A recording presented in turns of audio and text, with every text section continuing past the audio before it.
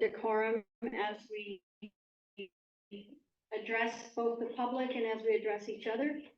A couple of times our conversations are going to get heated, or they're going to demonstrate disagreements. And I think it's important that we maintain our civil behavior throughout. And I'll probably be repeating this in 2 or 3 more park meetings as we continue to take on important topics. That's all I want to say. Thanks. So now I want to open the floor for public comments for items not on the agenda. Do we have anybody? I do not have any requests to speak on items not on the agenda. How about online?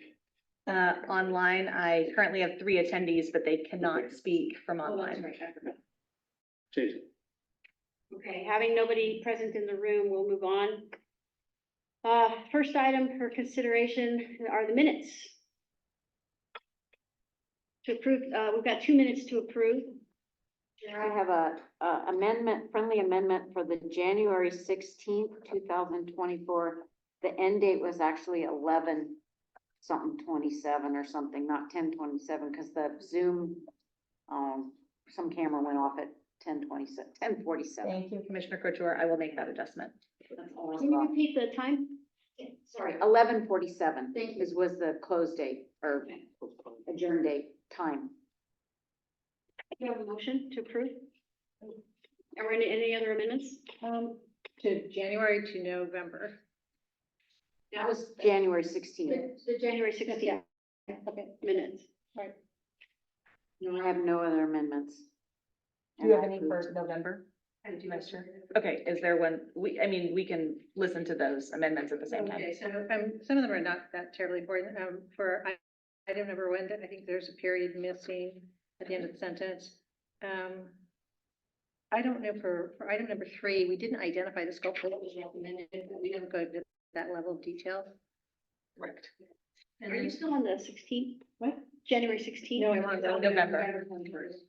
And then for item number 6, my recollection is that we approved the schedule, but there was a typo in the schedule which said the meetings would start at 6:15.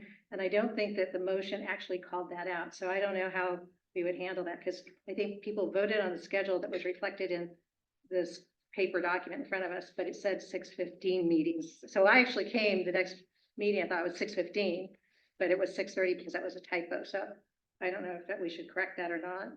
We'll go ahead and correct it in the minutes, but the meeting schedule reflects 6:30. Okay, that's perfect. Thank you. Director Hernandez, right, so that I can see you. Thank you. Thanks. Okay, so did we resolve that then? Okay, do I have a motion?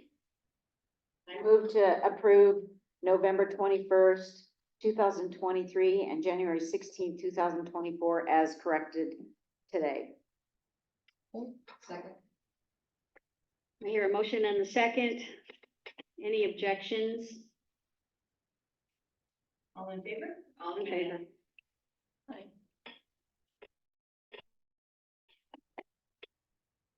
Okay, moving on. To item number 2, Ramadan events, request art fund support for co-sponsored cultural event with 2 attachments.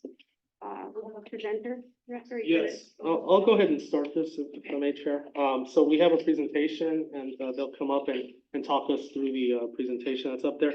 But the parks, I just want to get clear on what's in front of us today. The Parks and Rec Commission and their work plan has identified increasing participation in multicultural events as part of their goals for the new year. Specifically, the commission has identified working with staff and partners to plan new cultural events as deliverables for 2024.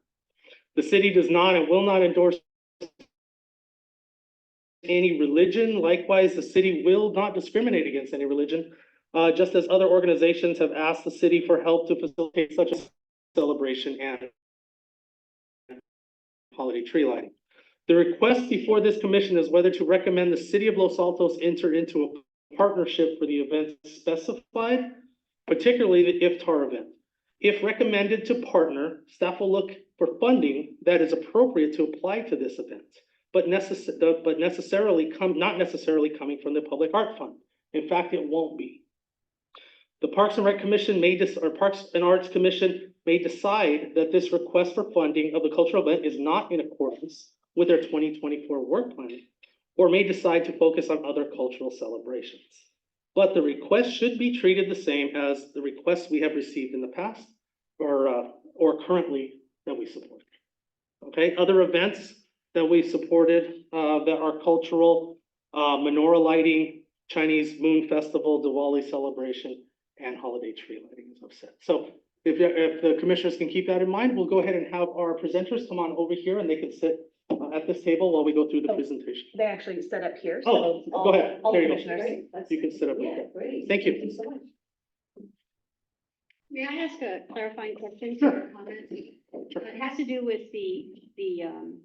what is going to be presented to us, and we've all seen the presentation, but we look forward to having you present it.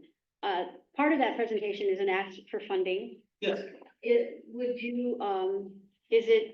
Would the park be enabled to render opinion on the funding? Yeah, you can probably render your opinion. We will take notes and we will take into that, but staff will go ahead and work on that. Okay?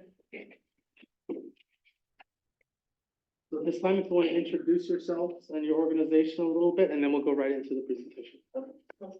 My name is Nadia Mashatra, and I'm a longtime Los Altos resident. And we are with a group of local residents that is also part of the organization called Mala Muslims Around Los Altos. But mostly we're just a group of individuals that live here in Los Altos that are. Could you speak up? I'm having a hard time hearing you. Oh, sure. Should I start from the beginning or? No. Okay. And also because there's a microphone that is up here, I and see, okay. so you have to end up feeling like you're shouting. Going like that? Okay. Yeah. We won't be bothered if you shout. No problem. So anyway, my name is Nadia, and we're here just to talk to you about what Manny had already mentioned to you about the idea of having an event through this organization. And my name is Habiba. I'm a longtime Los Altos resident as well. And my kids attend the Los Altos school, and we're part of Mala that was founded in 2023, Muslims around Los Altos. And yeah.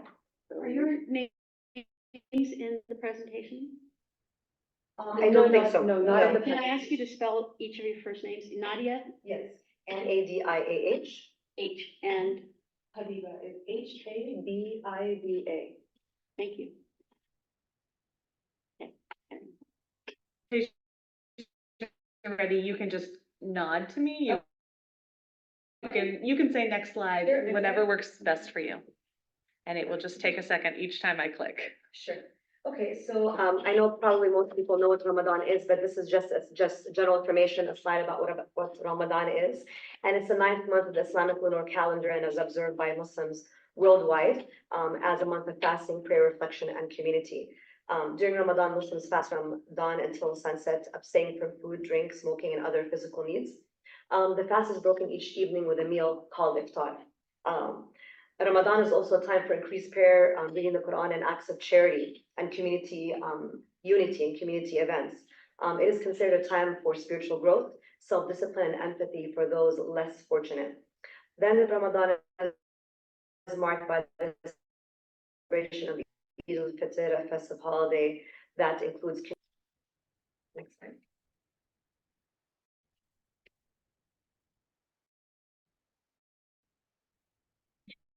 Really moving that slow? Yes, it is. Oh my goodness. I will not touch it again. Wow. It's already changed on our screen. There we go. There we go. Mala, we're Muslims around Los Altos. It was founded in 2023. We're a group of 20 civic-minded Muslim families from ethnically diverse backgrounds. We have partnered with Muslims living in Mountain View, also. I'm so sorry. We make up over 150 individuals. And I think it's important to emphasize the fact that this is a group of diverse individuals, and a lot of us do actually live in Los Altos. Like Habiba said, our kids have grown up. I have 2 sons that went through the entire public school system here in Los Altos, graduated from Los Altos High, and a daughter that's at Egan Junior High as well. So it's important to emphasize the fact that we are a group of diverse individuals that live and thrive in this community and love living here. So. Our intent is community engagement is deeply ingrained in Islamic ethos and has great significance in Muslims in fostering spiritual growth, social cohesion, and service to humanity. We asked the park committee to sponsor a series of events grounded in these principles, open to all Los Altos residents, creating stronger community ties and cultural understanding. We just want people to really get to know, because there's a big Muslim community living in Los Altos too. I know everybody knows or has heard of Ramadan, just how we celebrate, get together, and all the values that are important for us. And I know, we have a slide deck and, we want to keep it organized, but just another comment is that, we understand that, this Los Altos, is a very diverse, community. And, there's different religions, different ethnicities, there's all kinds of different people that live here, which is what makes it so amazing, right? So that this is, we're giving this information as a background information just to understand the context of Ramadan and the idea, but that what we're asking for is, is at the end, an event that is a reflection of part and parcel of the celebration of Ramadan, but it's an event really connected to the concept of Ramadan. So historical first on March 12, 2024, Mayor Weinberg will be issuing a proclamation commemorating the month of Ramadan. It will be received by a local Muslim leader, Sheikh Al-Din Al-Bakri, at the city council meeting. This is the first for the city of Los Altos. Next slide. Okay, so timeline, again, and just to give a context, when Ramadan starts, it's going to be starting on March 11th. The mayor proclamation will be on March 12th. Again, these are all things that I know that is up for discussion. The banners, this whole thing is up for discussion, but so the banners, when they'll be, if they were to be posted around, I can't even read what that says, at March 18. Which March 18th, I don't have my glasses. What happened? But anyway, March 18th, and then hopefully we'd love, so exciting to know that the prospects of having a community iftar on March 31st. And again, this is going to be a community event that is going to bring together, like Habiba was saying, it's not only an opportunity for the individuals, the residents that live here to come together, but also to share the concept of Ramadan, the concept of having a community iftar, bringing people from different religions and backgrounds together. It's just, I'm really excited. I think it's going to be a great thing. April 6th, the community service initiative will go in more into detail about these, and then Ramadan ends on April 10th. Next slide. And this is the banner, which is, we want to advertise the event with 2 banners. And we have confirmed the size and availability with the Parks and Recreation Department, San Antonio Camino, and Main Street. And the fees is $447 for each banner. And we are requesting funding to cover the printing for these banners.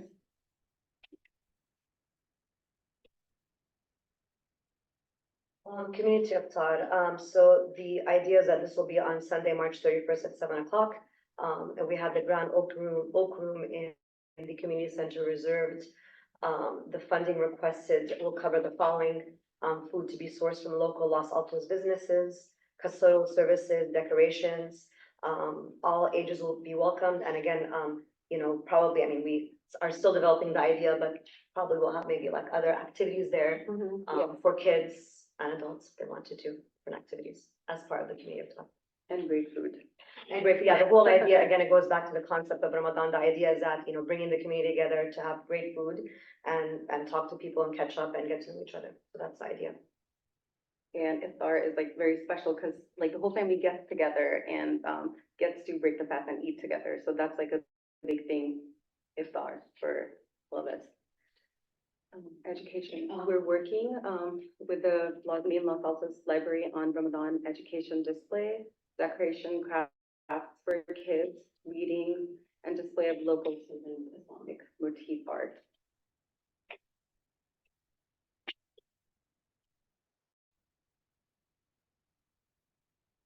All right, so the community service initiative.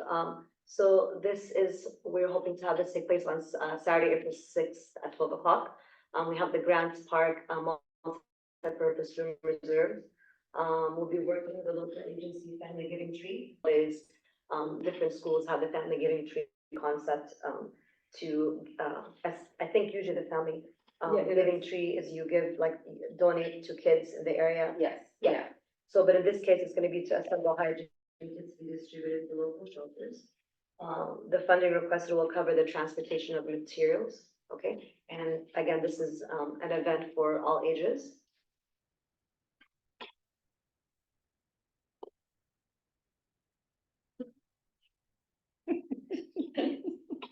I'm reserving all my questions till after you're done. Just don't feel like I'm not. No, I figured that, no one's saying anything, so I figured that the questions will be after. Okay. Not a problem. All right, That's the funding request. For the banners, 4,000 iftar, 8,000, education, 2,000, the Giving Back Community Service Initiative, 1,000, and this comes to a total of 15,000.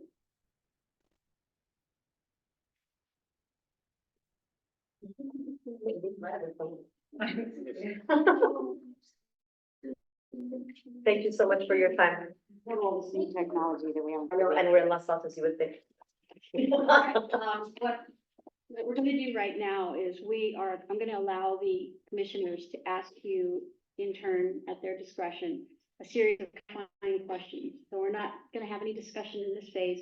We're just gonna ask you to clarify things that we saw in the presentation that you may have said. And then you can answer those. We'll go around the room, and then once we're done with asking those clarifying questions, then you will watch us have a discussion. Okay.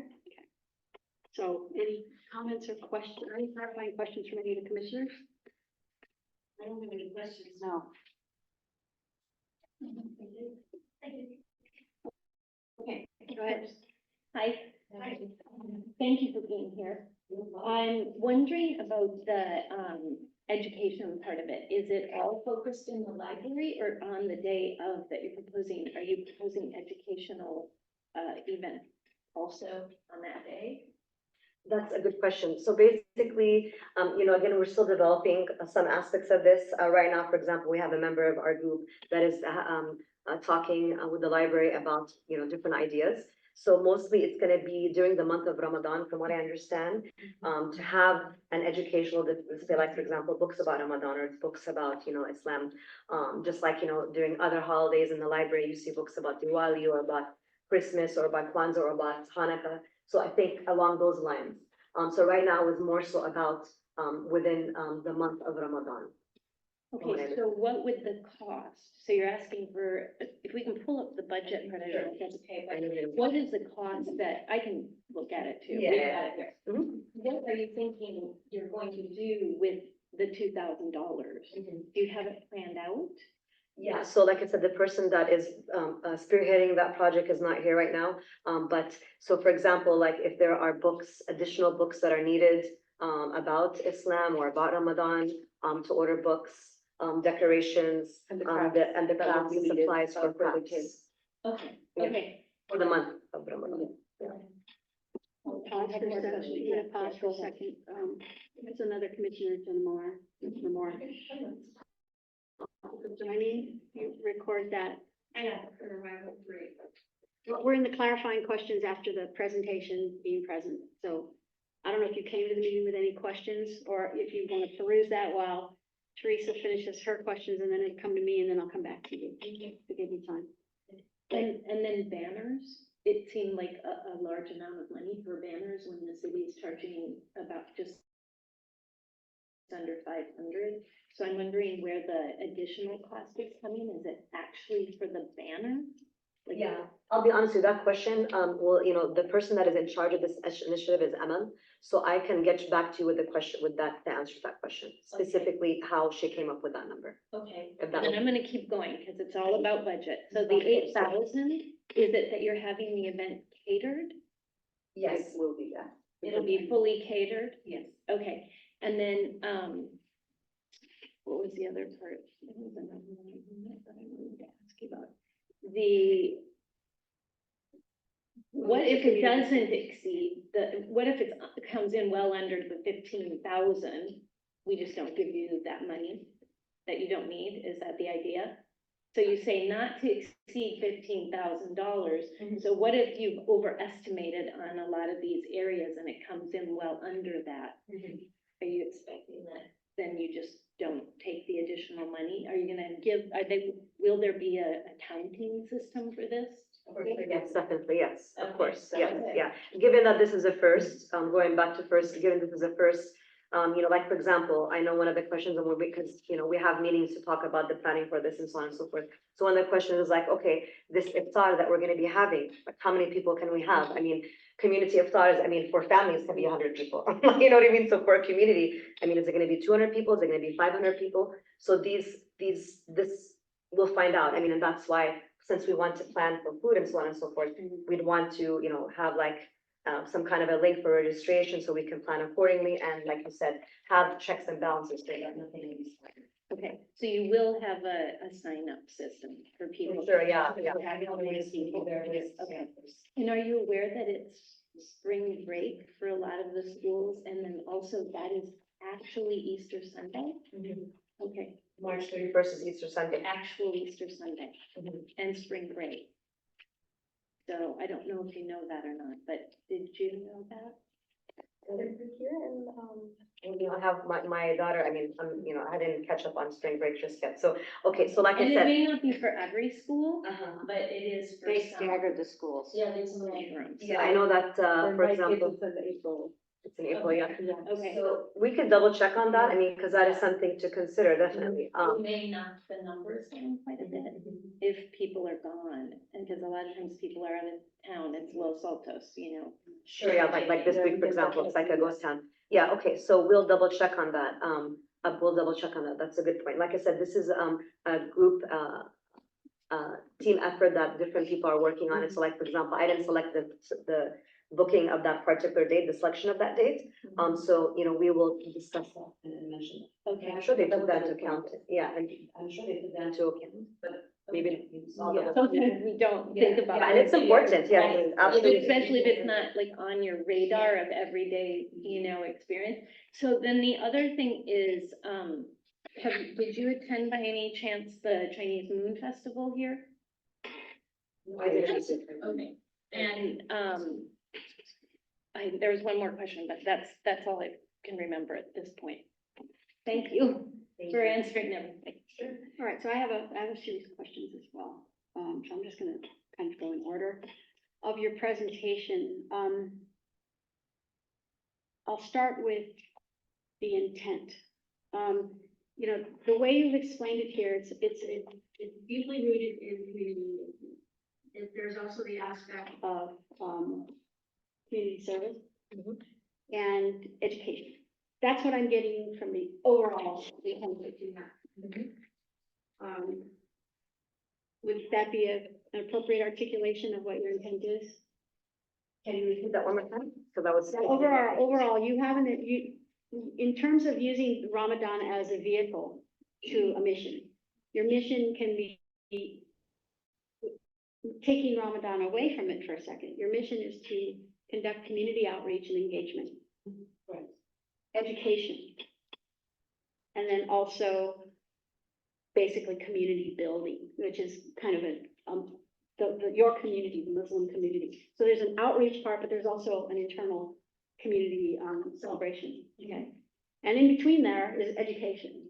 And so that's what I'm getting from your presentation. I know that there's an ask for financial and all these other things, but that's what I'm getting. I want to make sure I am getting what you're trying to transmit. And is that correct? Gathering of what you're saying? I think that's a great synopsis of it, yes. Okay. And now we come back to the topic of Ramadan. So clarifying question. In terms of your timeline, with regard to the celebration of Ramadan, are there any dates in your timeline that are hard and fast? They have to happen on those dates. And if so, can you tell me which ones they are? Just like the beginning, right? Yeah, just like kind of what, I'm sorry, your name out? Your Commissioner Morris. Commissioner Morris, like what you said is like, I mean, we want to be realistic also too, right? Because we want to have a successful event. So I would say that, for example, if we discover that, well, actually it's not a very smart idea to have it on March 31st. And if we can find a room that will accommodate the event for the, on another day that might be more, conducive to better attendance, then yes. But let me bring up the timeline so I can better answer your question. Let's see here, timeline. To be specific, all I need to know is which dates are hard and fast and which dates are flexible. All right, The beginning and the end. the beginning and the ending, yeah, and then The also, beginning and the end? yeah, and then from what I understand, the proclamation is scheduled for the 12th. So this is something, unless we are told that, that date is Okay. changing, Great, right? Yeah, thank you. sure. Okay, so next question has to do with, the content in general of the celebration. Is there any part of your celebration, whether it's the education part, the iftar, the end being the beginning, the community outreach, that specifically includes any kind of religious observance specifically? Prayer, readings from your holy works, anything like that? You're asking about the community iftar, that I'm event? asking about the entire timeline. The entire timeline. So basically, and I understand what you're getting at. So basically this, the different events that we have, are not, there isn't gonna really be any observance, but when there is an iftar that happens, right? Usually part of the iftar is when you break the fast, you do pray. So it doesn't have to be that it would be, part and parcel, like the main focus of the event. But part of breaking the fast is that people do pray, and some people do pray and some people do not. And if you look at any iftar, a community iftar, whether it's in Los Altos sponsored by the city of Los Altos or not, like if you look at the two of us here, some different people observe Islam just like with any religion, Judaism, Christianity, anything, that you have more religious people than others. So there's different people, like a spectrum of observance. So I guess the answer to that question is that you might have some people that are gonna wanna be praying at that time, and others that will not be praying. So now, that's a perfect answer, because it explains to me what you're using the word Dynamic. spectrum or Mhm. continuum Sure. of religiosity, right? The question I have is, given that there is going to be that variability, would it be amenable to or welcoming of a consideration that such of the more specifically religious aspects might be not part of the formal? People could, obviously they can pray, right? But in terms of the systematic presentation, can you keep it somewhat non-religious? And is that possible, or would that be not in keeping with your ceremony? Because, we want to be respectful of your ceremony.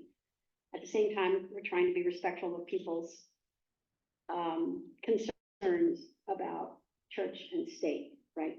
So it's how to make everybody happy, respectful of the customs, educational. And then, so my question is, would it be possible to tease those out? And I don't mean to diminish them. As a matter of fact, I'm raising them in importance. We don't want them to be in any way disrespected. So would that be possible, do you think? I guess. Okay, so I think my answer to that first would be more of a comment, and then I can answer that. That the same way that you have promoted other religiously inspired cultural event in the city, the same way that you got, because I totally believe in the separation. I get that, and I respect and that's the beauty of living in the Bay Area. I mean, I was born and living in the Bay Area, and there's that balance, right? Because you don't want to force anything down anyone's throat, correct?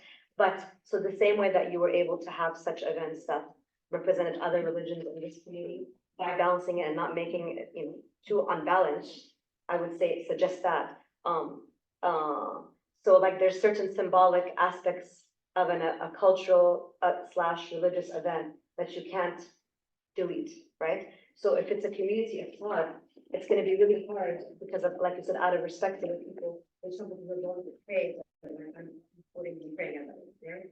And there are some people that it is really important when they break their fast, they have to have just an area where they can go and pray, right? So for that particular event, I mean, being honest with you, I mean, it would be, like you use the word respect, it would be kind of silly if we were to have a community of thought, and we wouldn't say, okay, for people that want to pray, you can go to the next room and pray. You think that would be silly, or you think that would be feasible? No, it would be silly if we say, we don't take that into consideration. Okay, so it would be likely or possible or preferable, let me say preferable. Preferable. Preferable and respectful if the people that participate in the event had the opportunity to go off and pray Exactly. at the guitar or during or after. I'm not familiar with the process, I'm sorry. Yeah. And that would be sufficient, but it doesn't have to be applied to everybody. No, of course. Okay, that clarifies it for me. And again, I just wanted to clarify, just like with other religions, there's certain like ceremonial things that are done that, you know, different, like for example, lighting the Christmas tree or lighting a menorah or lighting the Diwali, like it's just, it's religious, but it's not religious. It's more like ceremonial, right? But this is totally different. This is praying that people, respecting the fact that there will be some people there that might want to step away and pray and others that won't. But it's not forced upon anyone, of course. Got it. Okay, next question has to do with, the banners. Actually, I'm gonna nest all my questions about the individual items within the budget discussion because it's easier for me to follow. So your budget, your funding request starts with the banners. And you're asking, those $4,000 are going, you're to clarify, that includes the fees that the city charges for the banner hanging, as well as the making of the banners. Does that making of the banners include graphic design as well as printing, or you guys have somebody that's already gonna design it, you're just talking about printing? And are these numbers based on quotes? Yeah, the 4,000, I'm not 100% sure because I would have to get back to Amo who. So the sooner you can have an idea about whether things are based on quotes or estimates, that would help decision makers, whether it's us or staff. Yeah, I apologize because it, you know, budgets need to be more, like, I totally understand. Okay. And so I will mention that, we'll talk to Amel about that to get the breakdown about what does that cover, is it, you know, what, you know, how do we come up with this number? So I understand that request. Great. Then for the iftar, there, the ask is for the 8,000 is expected to cover the fee for the space, i.e. the room or rooms. You're asking about the 8,000? Yes. Is that part of the fee? Is that part of the ask? From what I understand, the 8,000 is because, again, as we said that, you know, if you're gonna be accommodating anywhere from 2 to possibly 500 people, that's the cost of the food. Food only. So the 8,000 is for food only. That's what I So understand. where are you budgeting for space?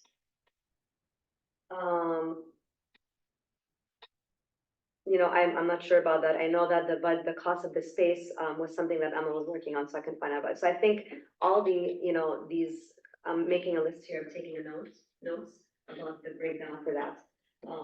So I thought, what I was understanding is that, you know, if we were to have this as on a community event, it would be covered by that, but you're asking how much the cost is. I think. Yeah, well, because Chair, if I might, remember, if a partnership is recommended from this commission, it would become part of our bucket of events. So that means that the facility would be included in that. If it's not, then that's something different.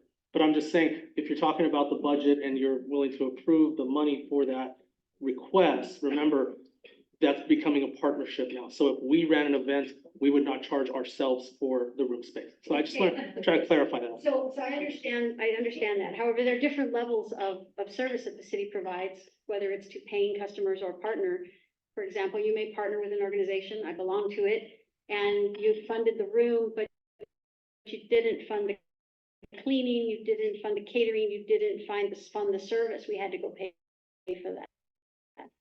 So by example, what I'm trying to elucidate here is that, and I wanted to understand what that $8,000. I think the 8,000 does. Okay. So it's very likely that then, whether through collaboration with the city, even though it's subsidized, the overall cost might be great. It's probably greater than what you're showing here. I see what you're, okay. Right. Whether something is subsidized or not, that's a separate decision, but trying to get a scale for the cost. And then maybe this part of it is subsidized, this part you have to fund, or this part you have to fundraise, you know, or charge a fee, whatever, I don't know, you know. Okay, thank you.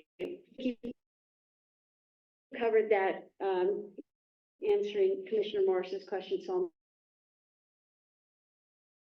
your ask of $1,000 is to cover the, transportation of materials. Funding request covers the transportation of materials, and these are the hygiene kits. So does it cover any costs associated with acquiring the materials for the hygiene kits?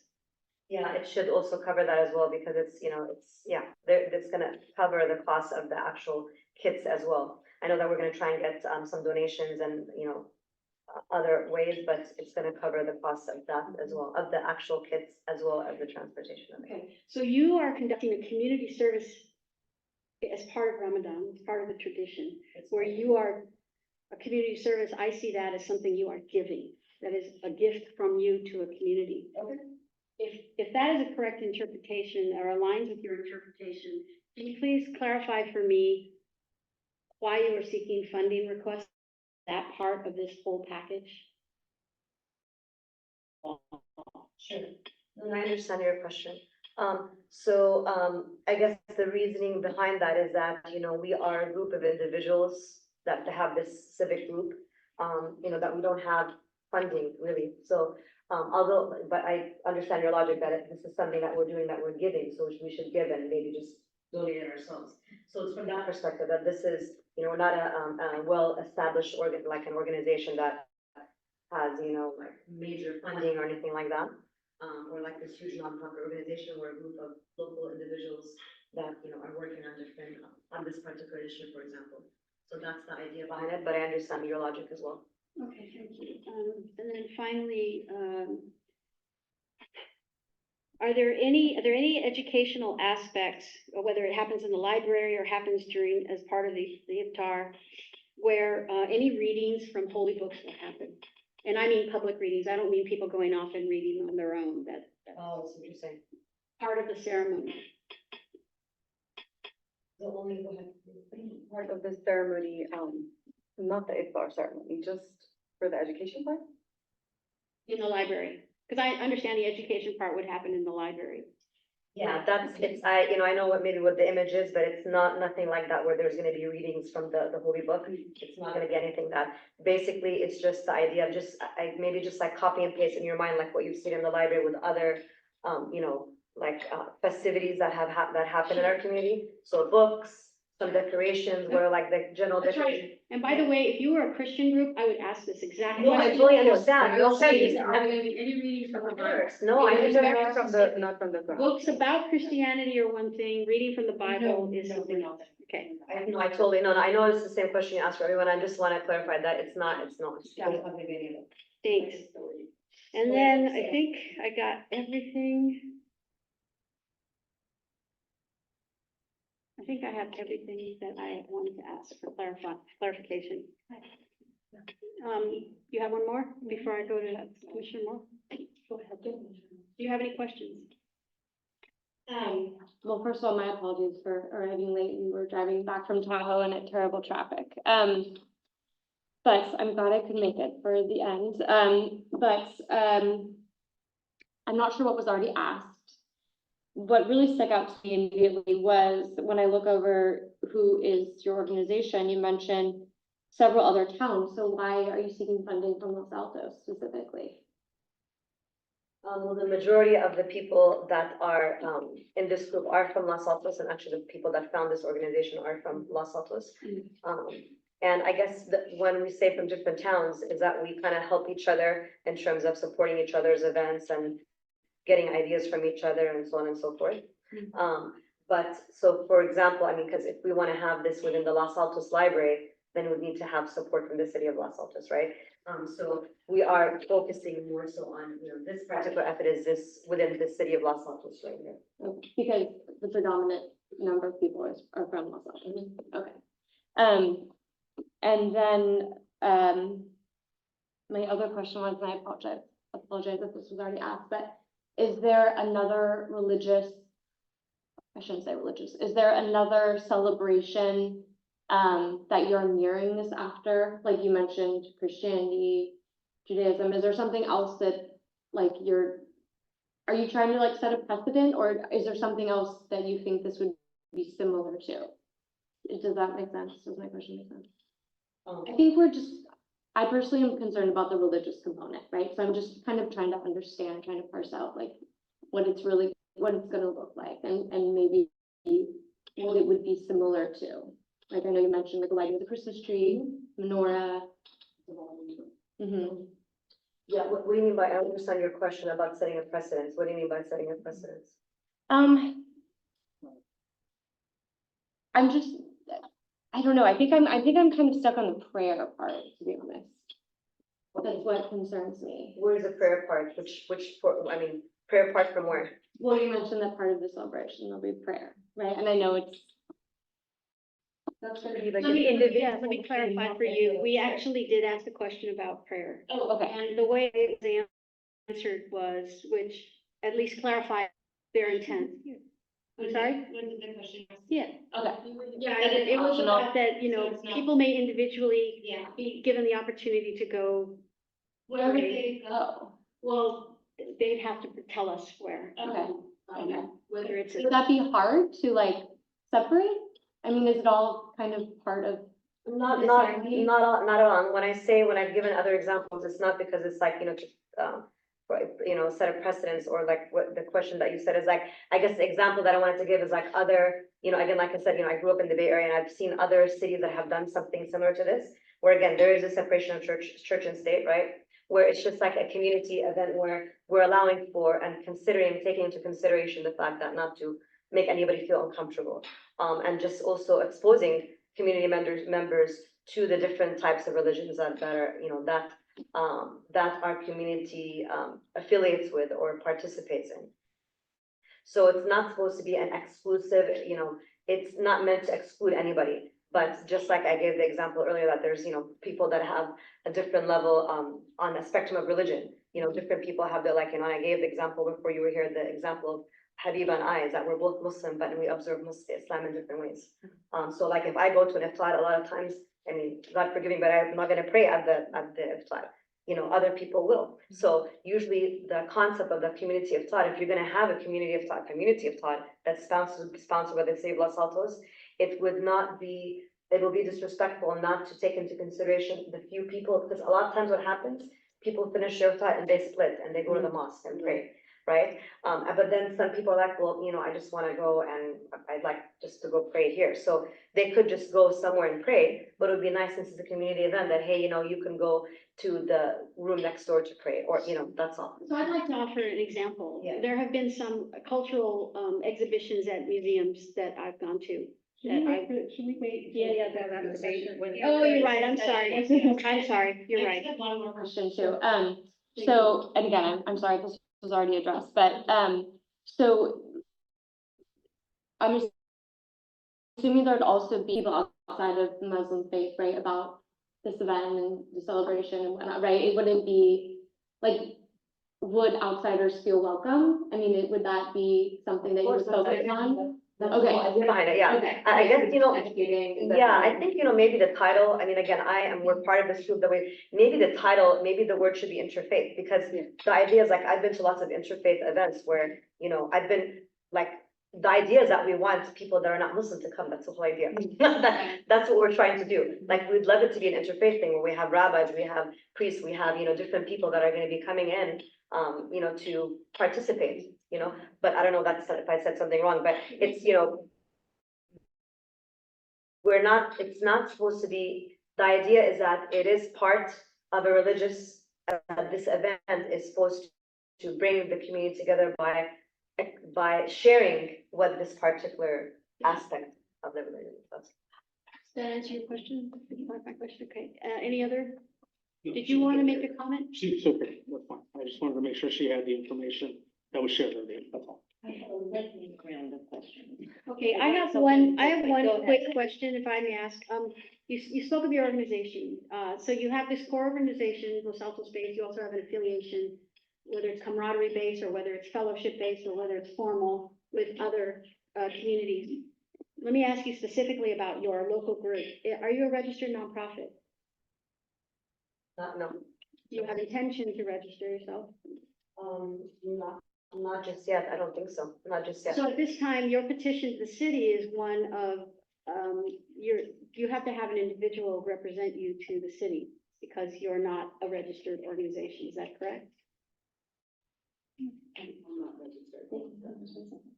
So you come as residents. We have residents that are residents of the town that we love so much that, you know, we're just looking to, you know, create this event that is gonna just share with our community what, you know, Iftar is breaking the fast and it's eating food, getting to know each other. Yeah, okay, Yeah. I got it. I just want to make sure I understood your status. Sure. Your legal status, if you will. That was my last question. Thank you. Okay, I have a number that have come up, so, sorry, let's see if we can go through it quickly, okay? Have you done other events for Ramadan? Has your core group of people, have you done any other events for the public? They were at school, like the presentation at school count? Or? Okay, all right. Then, are you willing to do other events that aren't associated with any part of religion, but bring your cultural, identities into the park and recreation and cultural, our park, art, rec, and cultural commission? If we do something in the future, would you be willing to show up, bring information, participate in something like that? So not interfaith, but intergroup, okay. Sure. They would have us, yeah, and they would, Okay. you know, of course. Great. And then, can you do the event without the money that you're asking for? Can you put this event on your own? If we didn't, if no money was given to you? It would be challenging, Yeah. it would be challenging. Okay. Yeah. And then, do you have a budget of your own that you're working with? Or is all of the money coming from this request? Right now. Or this, you're asking about for this particular, Yeah. what we discussed? Yeah, it would. Okay, any volunteers from the Park and Recreation Department or our commission? No, I mean, we, again, you know, again, I'm personally into having community events and bringing in youth and anyone that would want to help, you know, from the local high schools or anything like that. So I guess in answering, would we need anybody, if they would love to, if they'd like to help and volunteer on a volunteer basis, sure. But no, we're not, you know, asking. Okay, and then, how are you promoting it? So the banners are one thing, how else are you promoting this? The promotion is gonna be from within, you know, our internal networks, different people, and then also basically from within us. And then also from, this helping, the city can help us to sponsor, that would be huge. I know that we, you know, what I understood is that if the banners, again, I'm new to this, right, so I'm trying to understand the process. Yeah. Like if it would be approved to have the banner, I mean, that would be great to have something through the city of Los Altos to promote. And just so that it's not just like, oh, just between us, because that's not what we want. We want it to be, we want other people to come and attend and learn. Right. So do you have Instagram or Facebook or anything where you're Good promoting? question. No, not just yet. Okay, all right. Also thinking of having. On the banners. That would give a timeline, like it would tell about the. Do the QR codes work when they're way up in the air? I- Okay, that would be, okay, that's all I need to know. That's all I need The to know. arenas and the stadiums.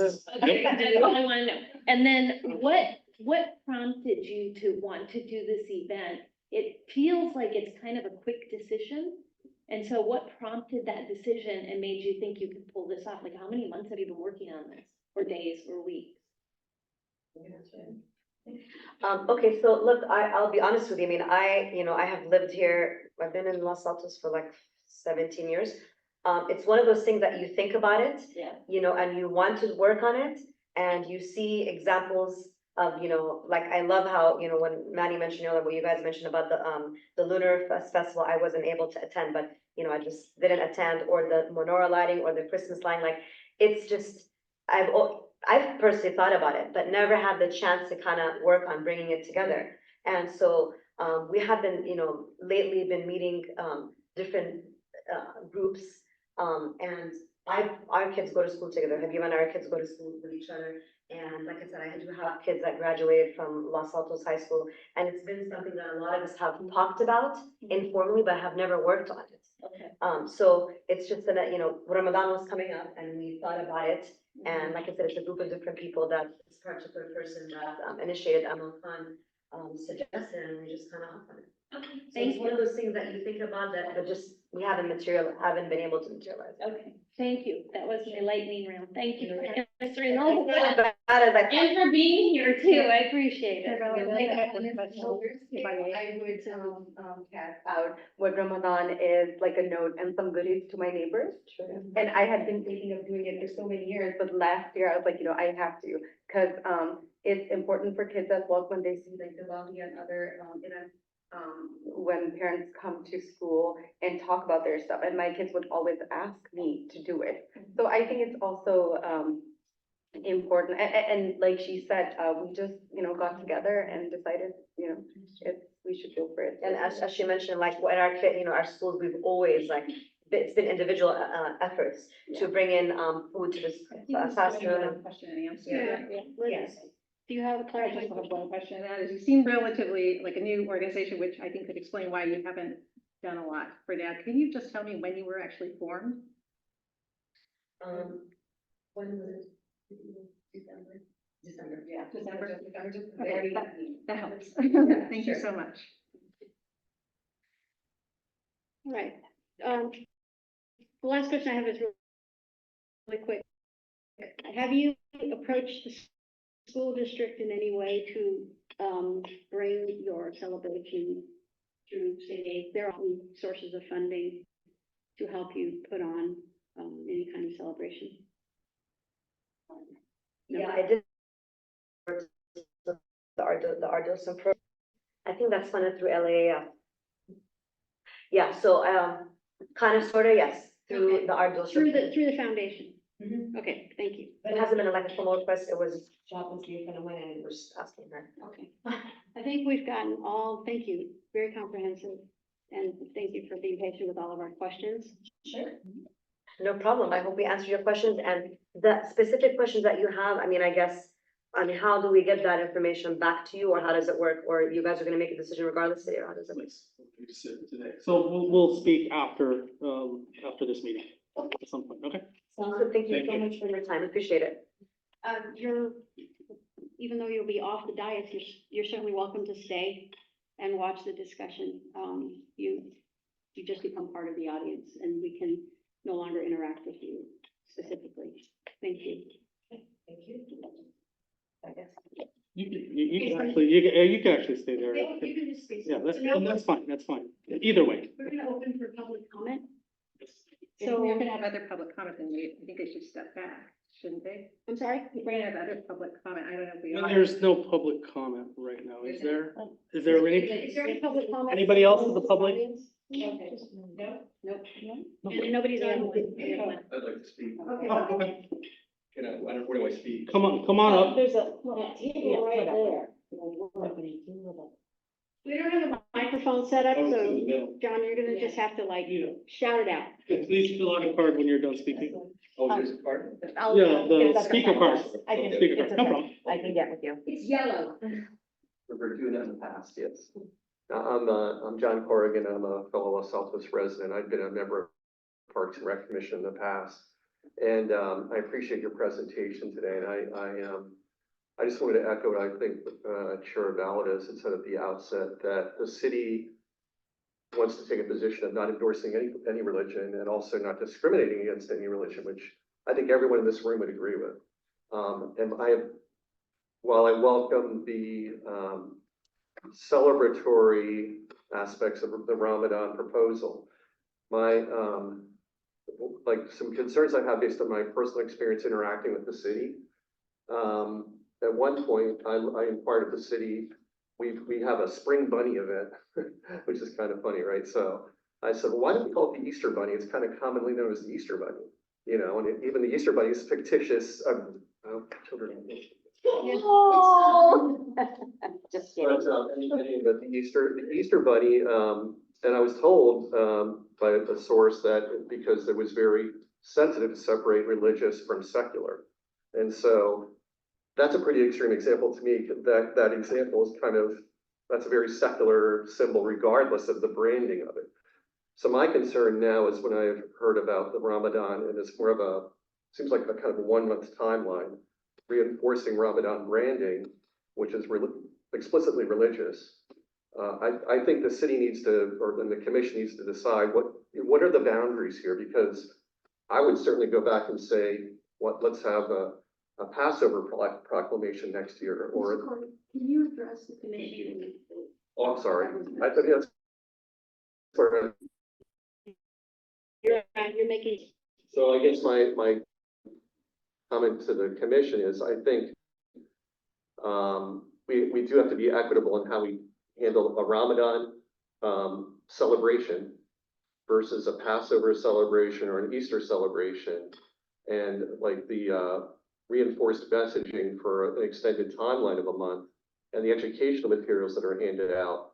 The materials themselves, maybe, I think they refer to a storybook for children, for instance, but the city's now funding the educational materials, and I don't know if the city funds Jewish reading materials or Christian reading materials, or if those are donated by the general public.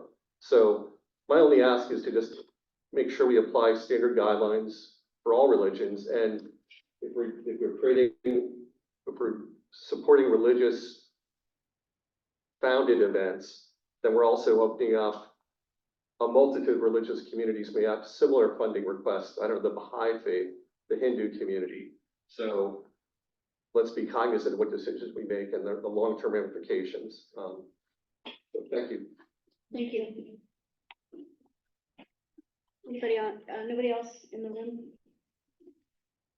And online? No, okay.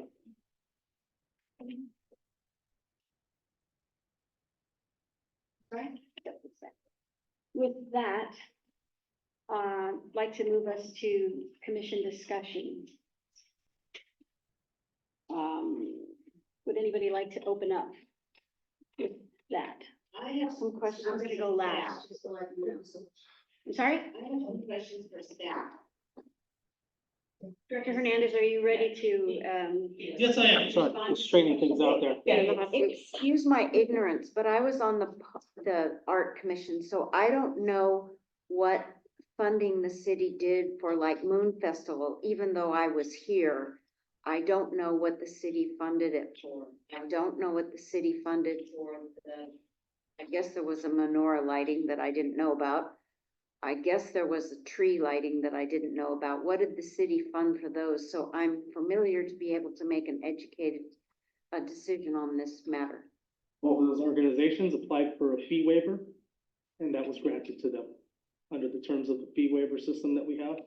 But that is all. There was no funding for either of those programs. Okay, thank you very much. So in other words, if they used a room, you didn't charge them? And that would include staff time to prep the facility. And cleaning it and that kind of stuff. General, yeah, general clean, the general cleanup is done by them, but that's. I know that the Moon Festival had a lot of volunteers from their organization. And they used the whole entire center, the outside and the inside and everything, even out there. Thank you very much. Sure. Only question I had. I have a question for staff as well. It relates specifically to the, an example of a religiously founded celebration that was presented to the community, and there were endeavors to try to, secularize it, and that, that's fine. But my question is about the funding. It was my understanding specifically, by example, that for the menorah lighting, that actually they did not seek a fee waiver, and that they actually paid full fees for the space, the rental space, and they got sponsorship from Lava, which is a separate nonprofit, to sponsor them. So, that's one example, but there are other examples that were cited. That is true. Fee waivers, and then it's up to the city to render that. And then that happens. And who pays for the electricity for the lights? Yeah. That's part of the rental. And Chair, I'm sorry, I'll stand corrected if that's the case. I was not familiar with what the facility cost to the menorah lighting is. Yeah, Our fee waiver system though was new this last, calendar year in 2023, and the Chinese festival went through that. yes, I'm familiar with that. I'm familiar with that. Thank I you. have a question about the fee waiver. What are the stipulations to qualify or not for the fee waiver? I don't have those in front of me. Okay. But you have to, they have to be a certain organization as well too. So but yeah, Okay. it's a case by case basis. But I mean, It is a case by case basis and there are requirements that you have to meet. They have to meet, yeah. It endeavors to be systematic, but at the end of the day, there is some judgment that's applied. I think the longer you've been involved with the city, the larger impact that you've had, the more you've given to the city. If you're a registered nonprofit, I mean, all those things work in your favor, right? There are large organizations that get a substantial amount of subsidy from the city in terms of fee waivers, like, Rotary and others. But, they've been around since 1949 or whatever. So, it is up to staff to make those decisions, although we can render some position on whether or not qualify for that kind of status. are those visible to the public?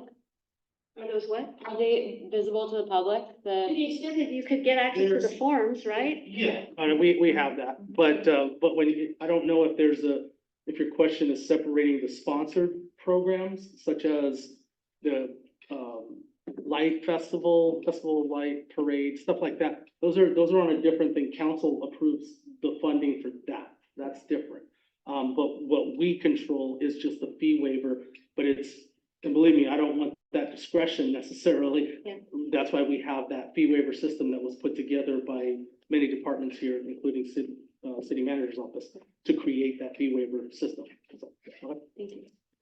There's also the concept of the partnership with that, what the beneficiary is getting is some financial support or fee waiver. Same difference, right? And then the city is benefiting by putting their brand on the event, the co-brand, putting their seal on it so that they get benefit from having that sponsorship, be public, right? It shows their engagement in the community. Okay. So I have a question about notice of the meetings. So I know we're in a transition process, so I totally get this, but I noticed that for the January 16th meeting, an email went to the commissioners with the agenda and all the attached forms. An email also went to the Public Arts Commission distribution list. Another email went to the Parks and Recreation Commission distribution list. For this meeting, I noticed that an email went to the Parks and Recreation, but not the Public Arts Commission distribution list. It did go to the commissioners, of course, but I think we left off a bunch of people who were expecting to get notice. And I had heard specifically from an individual who's a member of the public. There's also in our packet, maybe there's not a packet, but we received today a public comment from somebody who said that they didn't get notice of the meeting in the normal course. So I just wanted to point that out because, the open government policy statement on the city's website says meeting notices are emailed, posted online, and made available in hard copy at City Hall and the Los Altos Public Library. So I'm kind of concerned that we did not comply with that policy statement in sending out notice to the public. And to make it relevant to this particular item on the agenda is. Yeah, I mean, I'm concerned that there may be people out there who don't know this meeting is happening with this topic. So. We'll look into our system and see if there was some fault there. Yeah. But you're correct. We've been sending out to the arts and the parks and recreation lists before. But I know we're in the process of trying to combine those things to make it work. I don't know where the system may have faltered if that's the case. But I don't know if it's just one individual. I lost all the lists and I didn't get it. So We'll check and see if the system Do faulted. you have an objective? Are you calling into question the proceedings or are you asking? I'm saying More it's time a or- basis for being concerned about whether we can, move forward on this. Okay, are you stating an opinion or do you want to do something more formal? Okay, well, are you calling for a motion? And I just want to I'm not calling for motion. I want to make sure that I understand what you're asking. Okay, so maybe I should just be more formal. So I am concerned that, I'm concerned about the notice issue. I'm concerned about the fact that I do think this is a religious event. You know, I did as much research as I could in 24 hours when I got notice of this. I think our speakers have acknowledged that it is a religious event, and while they've offered to call it an interfaith event, interfaith in and of itself is religious. I think this event goes beyond the scope of our, let me find my notes. I think it goes beyond the scope of our commission's work plan, because our work plan talks about cultural, not religious. And the guidance, the only guidance I could find for this particular commission was, comes from the public arts guidelines, in which it says that ineligible works of art is art that signifies a political or religious statement. So we've made it clear, I think, at least with public art, that we cannot endorse or, religious, sculptures at minimum, but it goes back to the whole constitutional issue about whether there is separation, a clear enough separation of state and religion here. And again, I'm just listening to what I heard, and I think I heard that the education would include books about Islam, books about Ramadan. The purpose would be exposing community members to different types of religions. So I'm just saying that I think that this is clearly a religious kind of event. And then we have a bunch of public comments. Commissioner Bergen, can I know for a moment? Or, sorry, keep your train of thought, log it in your head. Okay. You raised an issue about proper notification. Yes. Okay, I'm trying to parse the two. Oh, okay, sorry.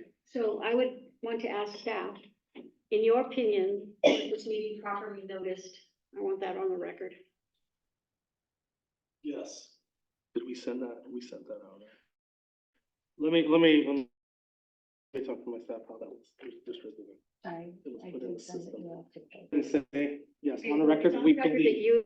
it is your opinion that this meeting was properly noticed. Yes.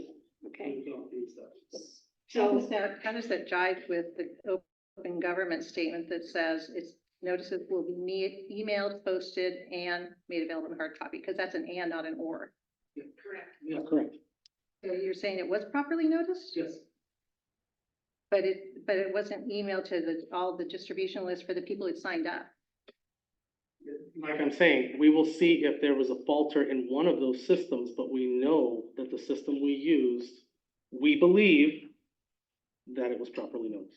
Okay, he's going on the record Yes. to make that statement. The facts. Yeah. After their Fine, yeah. investigation out, and then certainly if the member of the public somewhere wants to object, then they can, or airing some concerns, your opinions and renderings based on the information you've gotten through the clarifying questions and the presentation, right? Yes, thank you. Okay. If I may, just one moment about Wait, that. are you talking about noticing? Noticing. I was contacted by 3 people, and that they did not get emails about this meeting. Okay. But once again, I say we Staff has believe, already conceded that Okay. there may be believe, something. but I need to look into And it then, to see. and then I think I don't know if this is right, but I know that, City Council Member Meadows just informed or just helped, Chair Valadez with this, and I think that should be on the record, that was a discussion that I was she helped advised her. to break up Yes, the. I didn't advise her as to the issue, I advised her to clarify the 2 points. No, I know, Yes, and I think right. that's important that for us Yeah, to be. I didn't hear that. Transparent with whoever is listening, that information didn't come from you, so that they understand, and that it was the city council person that suggested that. So let me clarify then, rather than have you interpret what I said, since you said. Oh, I'm not you didn't hear. interpreting Yeah, what I you know. said. I want to So- make sure it's in the. So let me clarify. Okay. What I asked Chair Valadez to do is to separate the 2 separate issues that Vice Chair Corrigan had. Because one is irrelevant if the answer is the meeting wasn't properly noticed. I simply asked the chair to clarify with staff whether they agreed that the meeting was or was not properly noticed. And I agreed with that. And that's all that, No, I Yes. appreciate it. I Yeah. didn't want people Yeah. to think she made that up on her own. Okay. Thank you. Okay, I guess, should I move forward under the assumption that the staff believes it's been properly noticed? Correct, so we're Okay. gonna continue with you know, Okay. the execution of this meeting and the rendering of analysis and decision, Okay. and you can go on. I will finish, so to try to get us out of here early. So basically, you know, as I said, I think that, the speakers, and by the way, thank you for coming. I know this is a challenge sometimes, but I think that they have even conceded that this is a religious event. And I am concerned about the public comments that we've heard, that they are also equally concerned. And since we all represent everyone in Los Altos, you know, I'm just concerned about, you know, whether this is something we can approve. Okay, thank you. Next, who else wants to speak? You want to speak, you don't want to make any comment? I made a comment already, but I can make a comment. I thought we were doing questions first and then comments, but I will make my comment. I too am concerned about the religious aspect, but I'm not educated enough to understand what the other park events have been that may or may not be religious, because I'm not very religious. I love God, but I'm not very religious. So, I don't know how to proceed. I do know that when I was on the Santa Clara County Planning Commission, I was on the commission when they approved the, mosque down in San Martin. So I'm not against Muslim religion. I'm not against any religion. But I'm concerned that this is a religious event. I have friends that are Muslims and it's very religious to them. I don't have enough education to be positive on moving forward with this, other than allowing some in-kind free rent, or whatever you called it. I can't remember what you called it. Thank you. Thank you. Commissioner Moore? I agree with Janet and Terry's viewpoints, and I'm also just concerned about the expenses. I mean, paying for the food, and education, all of these extras that I feel like that does set a precedent. I don't think that we've had that, to my knowledge, at least. I don't think that we've had other religious organization, would you call yourself? No, okay, okay. I don't think that this ask has been made before to this extent. I don't know.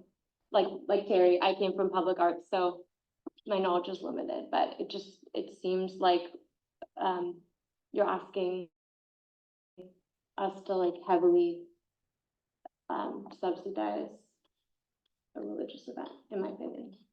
That hasn't been done before. Thank you. For Questions? staff, For staff, yeah, okay. okay. So, the Diwali, I'm not quite sure how you say it. Do we fund that? That event started before, or happened before my time. I'm not sure exactly. Do we give them money or do we do the waiver? To my understanding, that was before the fee waiver. The fee waiver application process is fairly new.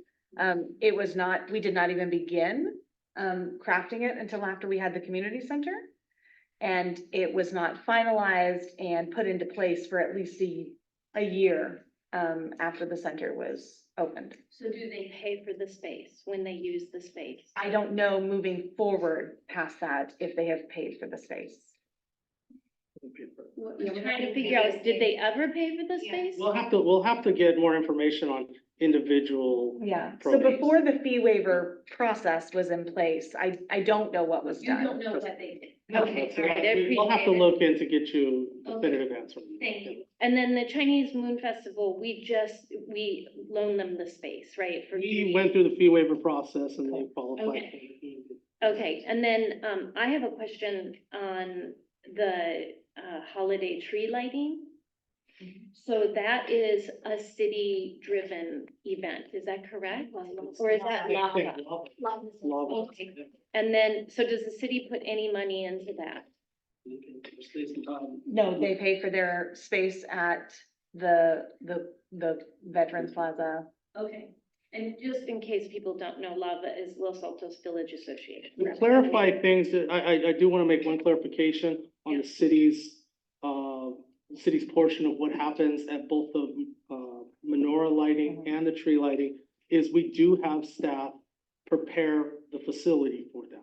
There is some preparations there that we use staff time. So if you want to consider all aspects of any kind of partnership, that's where it comes in at this point. But once again, these things with the new fee waiver system, we are probably gonna see more of those come forward and things like this. Okay. And then, I think those were my questions for staff, and I do have, comments, but I can. No, we're in comment section. Okay, so, go ahead. No, go ahead. You go. Oh, really? What, you have Okay, another okay, comment? yeah, but if you have another comment, go ahead. No, I don't have a comment. Okay, I had a question for the chair, but you go ahead. Let her finish Yeah, her up to you. comments and then we'll come Okay. back to your question.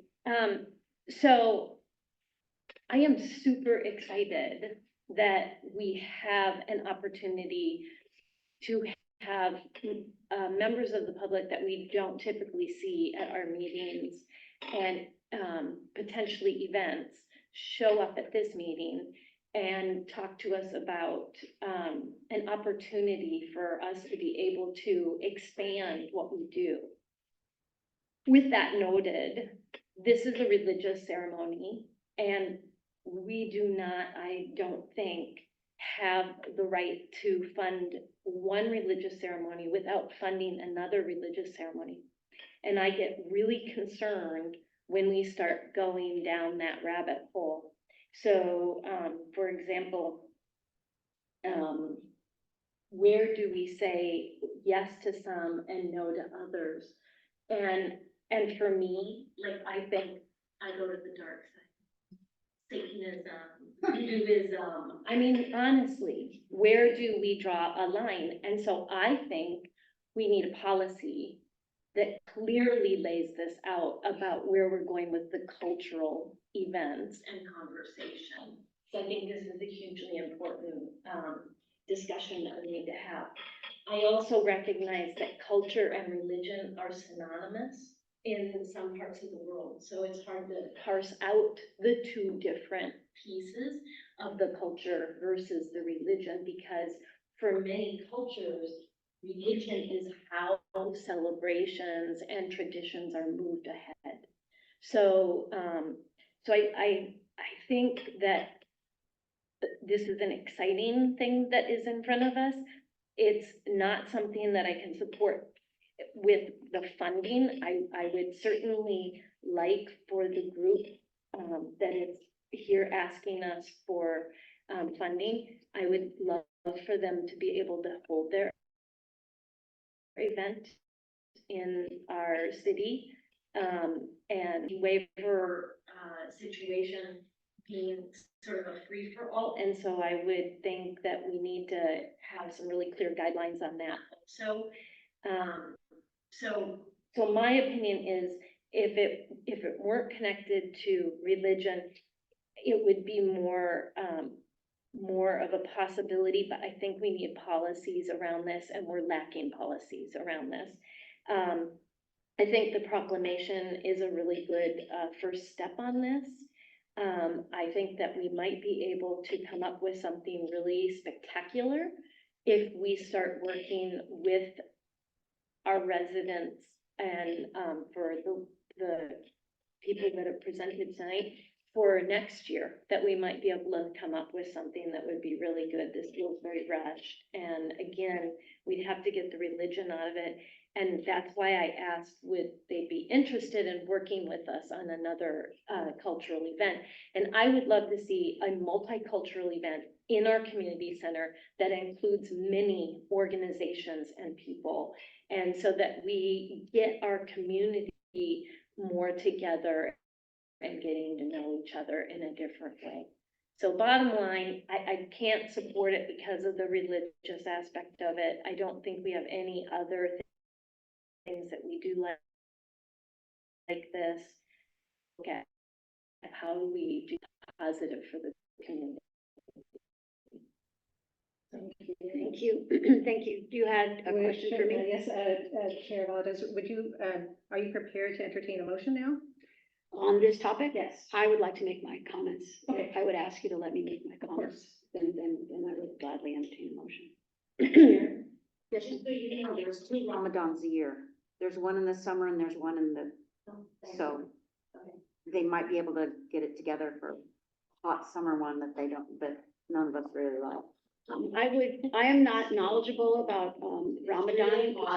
Yeah, actually, if you want to just continue making your comments, I think when we talk about future possible events, we can find out if there really is Okay. to Ramadan. Yes, I'm not, you know, you've obviously made your comment and that's great. I have no knowledge about that. And, since we're in this discussion portion, I'm gonna put that aside for a moment, okay? So my comments are thus. I share a lot of concerns with my fellow commissioners about, the religious specificity of the event. But I also did some homework. I tried to talk to various organizations, both secular and religious, that do community events, whether they do it on city property or in collaboration with the city or some other community organization. I'll give you a couple of examples. I have many examples, but I'm only gonna give a couple. We have a community foundation in the city, the Los Altos Mountain View Community Foundation. Are you familiar with that organization? Okay. So they do a partnership with a church, the Los Altos United Methodist Church. And you'd say, well, gosh, a non-sectarian organization is doing a partnership with a religious organization. How does that work? And they make it work very specifically, which is that they do one program a year. It's called Compassion Week. And they take the religion out of it, completely out of it. And the church agrees to do that. And it's all about engaging the community across a myriad of nonprofits that are registered, that participate, and gathering community volunteers to help. So that is a case where literally a religious organization has created a secular program with a secular entity to create tremendous community benefit. It's great promotion for the community foundation. It's amazing promotion for the church, for those that want to be and become involved religiously. And it's, of course, great for all of the nonprofits participate. So for that Compassion Week, there is some level of involvement, but it is primarily a self-contained experience that they've managed to work out the details so that they don't violate any kind of secular, non-sectarian rules that exist for either organization. And then there's still respect given to the church. They don't have to hide their name. They don't have to be in the background, right? Another example is the lighting of the menorah, okay? An organization that is a nonprofit, they partner with our Los Altos Village Association, which is another nonprofit. They own the menorah. They rent the space from the city. They pay for it. Their people install the menorah. They plug into city power, which is part of the rental. And then the ceremony that is conducted where they're lighting the menorah, there is no religious reading or proclamation. It's just kind of a lighting ceremony. And so people can come if they want, they don't have to. And then that's it. That's the extent of it. There's no reading from the Talmud. There's no celebratory religious association with that. One might say they're diminishing it. That's an opinion. It's a valid opinion, but that's how they've achieved their funding. To the extent I can't speak to that. All I can speak to is what they've done in the past and what they told me. The final example is one that for a group that initially, when they started, they were considered a political group. So that's another area of trepidation in terms of city sponsoring, right? And and that organization wanted to hold an annual celebration, cultural celebration called Juneteenth. And initially, their content was pretty political. They hadn't registered themselves as a nonprofit yet, so they could be viewed as a partisan organization. And it was difficult for them to necessarily navigate city machinations when it came to funding, when it gets hanging their art, when it came to getting space. I'm not going to take you through the whole history. Suffice to say, as they've matured, they've registered as a nonprofit, they've established their identity as an educational entity benefiting the community. They've established a partnership with the city. And so now they're starting to achieve, 5 years in, starting to achieve these fee partnerships and fee waivers, but they still have to pay for most of their fees, right? But they don't have to necessarily pay for rooms anymore. They may not have to pay for the field when they hold the festival. But they have to pay for their food, they have to pay for their catering, they have to pay for their banners, all that. So and this is 5 years in. So those are the examples I want to give. And the reason I want to give it to my commissioners is because you're all saying you're not educated on how things have been funded in the past. I may not have gotten all the details precisely because I don't have the forms in front of me, but this is what the organizations have told me. I think that should give you all an example of how organizations that might be on the other side of your approval or on the side of your disapproval might have achieved a compromise. It's also information for you. So here's my position on this. I'm super excited, as my fellow commissioners, about the opportunity to learn about Ramadan, both as a personal and as a city. I think it's important.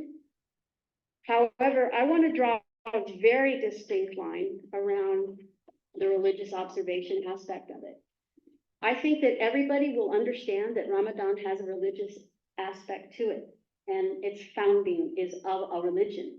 But today we're in 2024, and it is my opinion that if you want to continue with the education of a community, which is sorely needed, and I believe so it is, that you have to be willing to tease out the religious parts of it and focus on the education, the culture.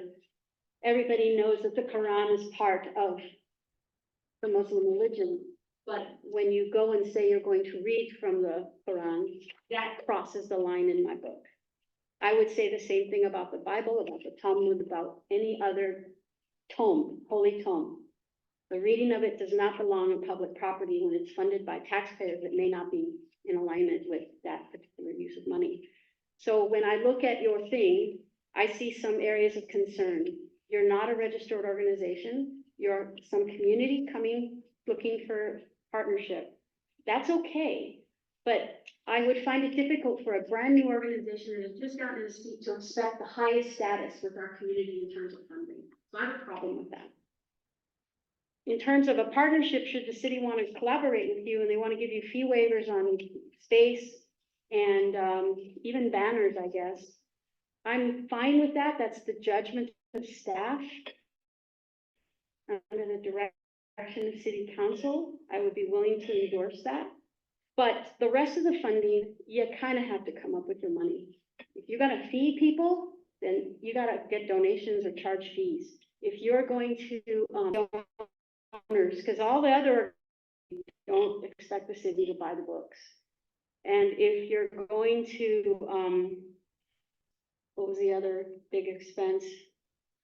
If you're going to do a community service, giving of yourself, that has to come from you if you want to get credit for it. Otherwise, the city gets credit for doing the community service. And that's the message of Ramadan.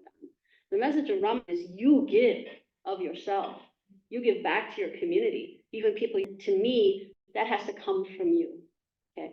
So would I pay to come to your event? I would. But would I ask the taxpayers to pay for your event? Only in very limited fashion. Okay, so that is my opinion on what you have brought to us today. To be honest, from a practical matter, I think giving yourselves less than a month to put this together is not sufficient time. I would ask you to consider to start working with us to derive a plan that for next year, you do a major celebration, and we've worked out all the details. We've had time to pre-educate the community on the goodness that's here, not the things that they're complaining about. Yeah.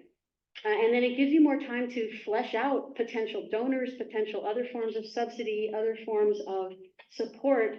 You can get registered in that time to become a nonprofit if you choose to formalize yourself. That's plenty of time. You know, it's just something, and perhaps if you want to do something, conduct it as a private event for this year. That you want to use city resources to conduct a private event. But if we're going to do a public event, you should do it right. You should do it with our collaboration, with our support. And now you'll be in a better position to ask for more money. And so that's my position. I don't know if any of you have any response to that or any comment. As it stands, it feels more like we're the financier versus like a partner, right? So I think that you've said it really well. I know the Moon Festival people came back and we saw them a couple times and they had experience with their festival before they expanded to the larger stage, so to speak. And in asking us to help volunteer, I think that is important also. And I'm trying to direct my comments to my co-commissioners. I'm not trying to leave you out. And the other thing is, Didn't they fund most of their events? they funded all of it. Even the cleaning. Can Yeah. staff confirm that they funded, because that was the speech they gave, that they were funding everything They except did. for the space. Space. Yeah, Okay. that's what they did.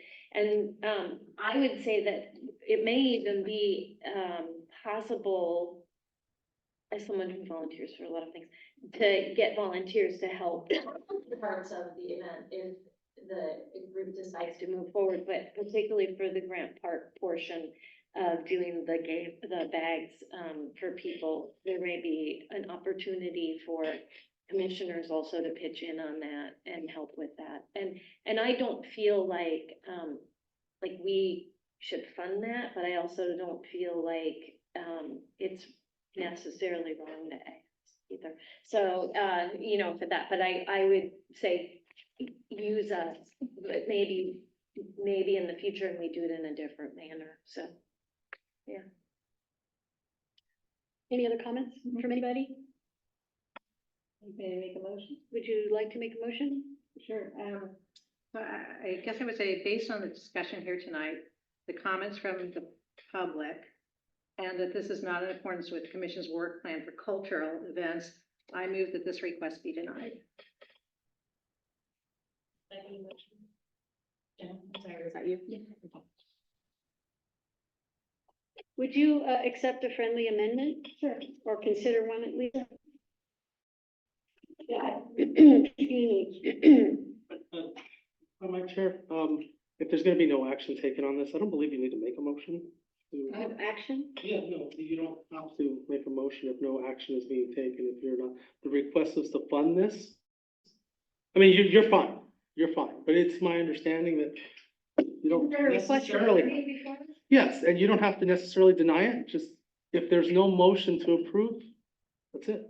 Do we want it on the record for future? And that's fine, I'm saying, I just wanted to make the chair aware, that's all. No, I'm aware that no action is an option, but I personally would like they've come here seeking our opinion. I would like us to formalize an opinion. I just wanted to make sure that you understood that part. Okay, thank you. My friendly amendment has to do with, you put forward a motion that is a denial altogether. It would be appropriate for me to ask Commissioner Corrigan a question so that to validate my friendly amendment, or do I just make my friendly amendment? No idea. Go ahead. Okay, so, because basically what I'm gonna ask you to do is not ask for partial. And Won't that be confusing though, for guidance? well, it would be, but I mean, it wouldn't be confusing, because hear me out. The friendly amendment would be this, rather than saying that you would like to make a motion to deny this request, I would say, that you would make a motion to reflect that the commission does not support the funding request as asked, but is, willing to,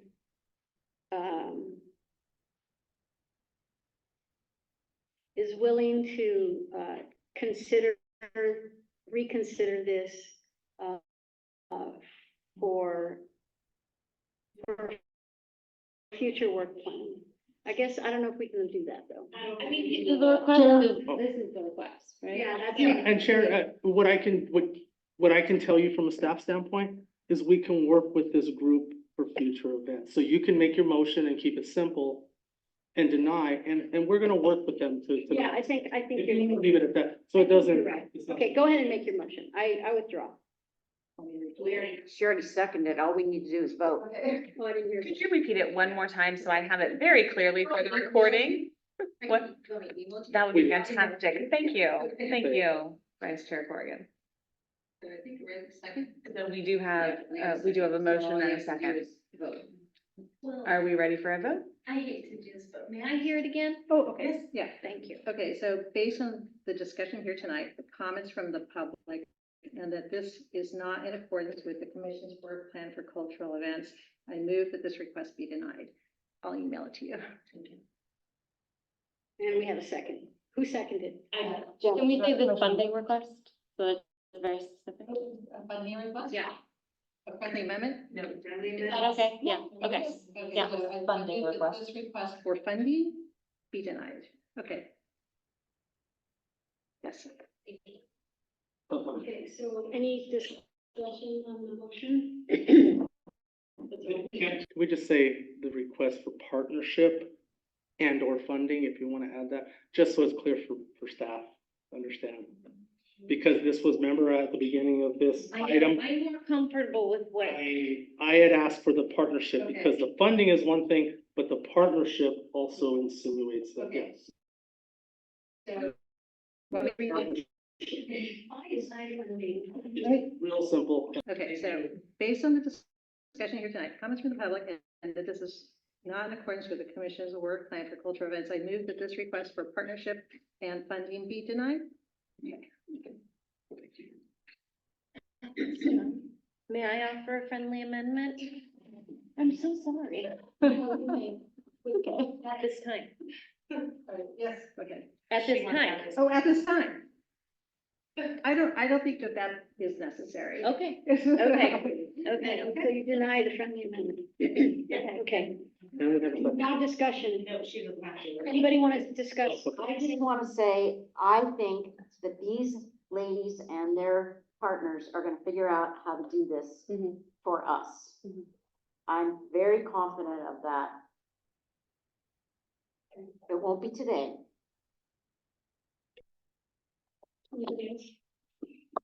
Then, call for a vote? Okay. Chair Valadez, No. Vice Chair Corrigan? No. Commissioner Morris? Wait, no. To your motion. Oh. I'm voting no to your Oh, motion. I'm sorry. You're saying no. I'm saying no to your motion. I think you want to. The vote is for Oh, it. that's it. I need to say yes. Yes. If it's your motion, yes, I hope so. Supporting your I motion. need to say yes, thank you. Commissioner Morris? Yes. Commissioner Couture? Yes. And Commissioner Moore? Yes. Okay, it does pass 4-1.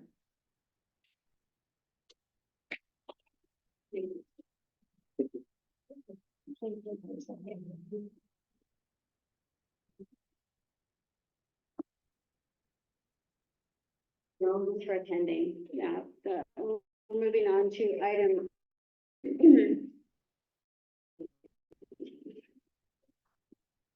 Review the Parks, Arts, Recreation, and Cultural Commission's work plan.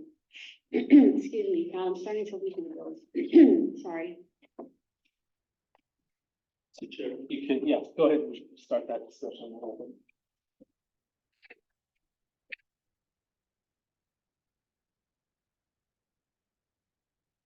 It's 8:00. Does anybody need a potty break? Because otherwise we're gonna go straight through. I'm good, yeah. Okay. Okay.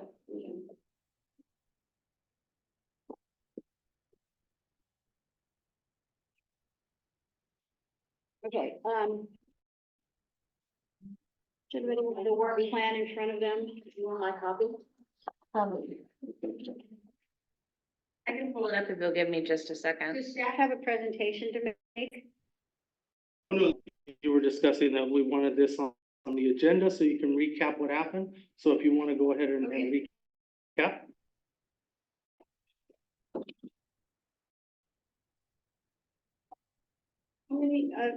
Anyways, we had the joint meeting with council and there was some feedback from, Oh, I was tired, I thought we were taking a break. then power through. Thank you. I always forget we start at 6:30, so I'm a little sensitive to. Yeah, midnight endings. Um. Anyways, there was feedback from council on the work plan. And thank you. So I itemized roughly what that was. And I want to, I don't know how many of you took notes, but I wanted to read that back to you so that we can make adjustments to the work plan as needed. First of all, I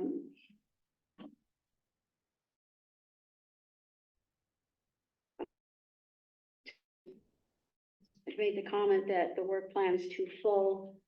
There was a comment also that were too many calls for art, and that we consider prioritizing our various activities. Rather than feedback by feedback, and then let's render some decisions on whether we want to change our work plan in accordance with the feedback received. What was notable to me was that there wasn't necessarily consistent feedback from the council members in terms of, say, 3 out of 5 or 4 out of 5 agreeing on one particular thing. Everybody gave us kind of different input.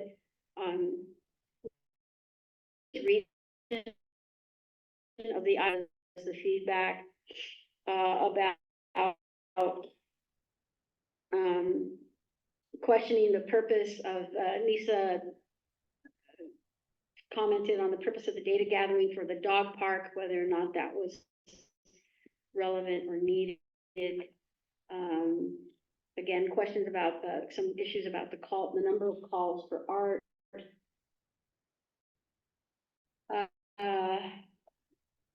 Collaboration with other commissions. There was encouragement to do that, and I don't think our plan necessarily called out a goal in that regard.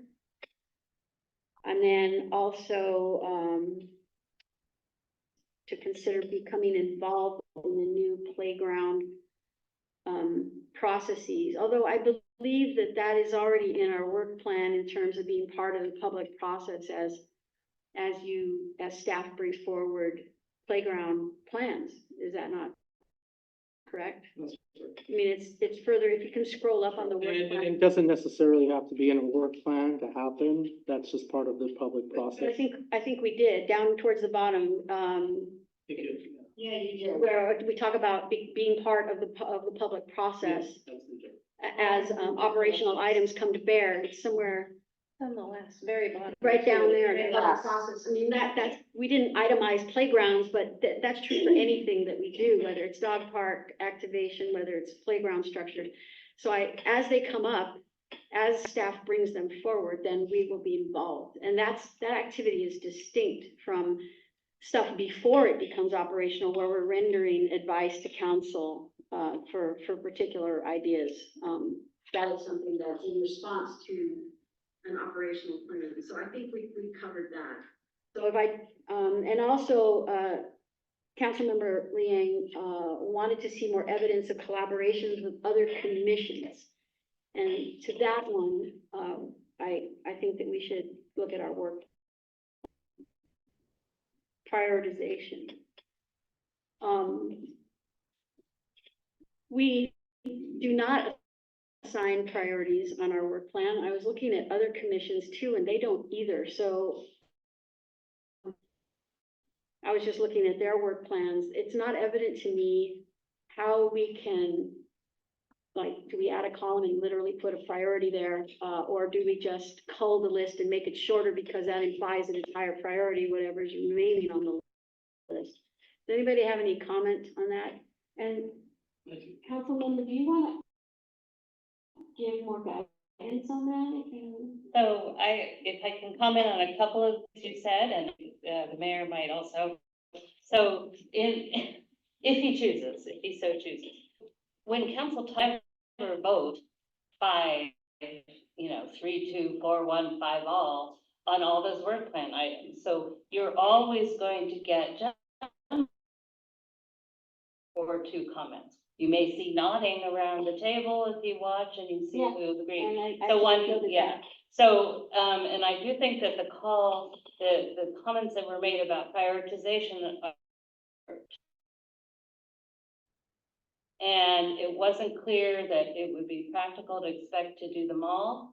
And so, the other thing I would say is I think you left out the part about working on a parks plan. I did, and that was actually supported verbally by at least 3 council members at that meeting. So that one, we didn't vote, but 3 people, at least 3 of us, said that we didn't think the timing was right for that for various reasons. But I think the overall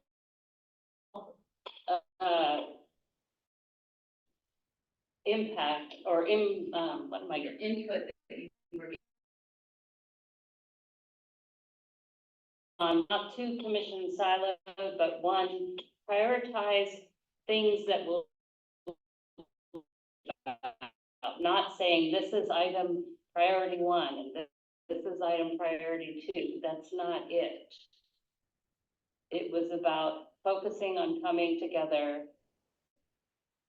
as 1 commission, which of these items would do that. And my comment about calls to art is not necessarily that there are too many calls to art, but my favorite calls to art. And so think about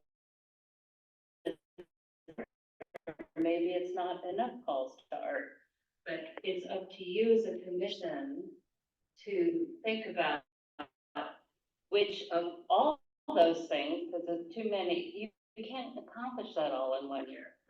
So that is the input I would give. No, I mean, I really have the same thoughts, Sally. I mean, this is a very ambitious work plan. And I conceptually, I approve of that. I like that. To accomplish everything, at least you sort of mapped out that you want to accomplish things, and then something will bleed over to the next year or whatever, that's also fine. But you do have to prioritize. And I think that you're capable of doing that. I do think that there's a lot on there that you want to do. There's also some things that this commission does really, really well. This commission does community outreach, public outreach, in my opinion, better than any of the other commissions. I appreciate that, and I'd love to see more of that because you do it so well. And I think it's an example for the city and for other commissions as well. But otherwise, I agree with what Sally said. And then in terms of the parks plan, I mean, this is, renewing the parks plan is something that we've talked about ever since I was on park almost 10 years ago now. But it's an enormous undertaking, and I'm thinking about the last parks plan ended up getting finalized, which is kind of a story, a tale in and of itself. And I think it has to be done with a consultant, and there's too many other plans that we have to work on right now that are of a higher priority than the parks plan. Specifically, I think of the general plan, which is essentially the city's constitution. So it's a question of city resources, what we anticipated, or at least in my mind, the resources that you were going to need to be able to accomplish some of these things. That was another thing that kind of gave me a little bit of pause. But your presentation, it was very thorough. I certainly appreciated that. You know, it ran over in time, unfortunately, which is too bad, because I thought, oh, to wrap up more quickly than I liked, because we had other commissions that were waiting.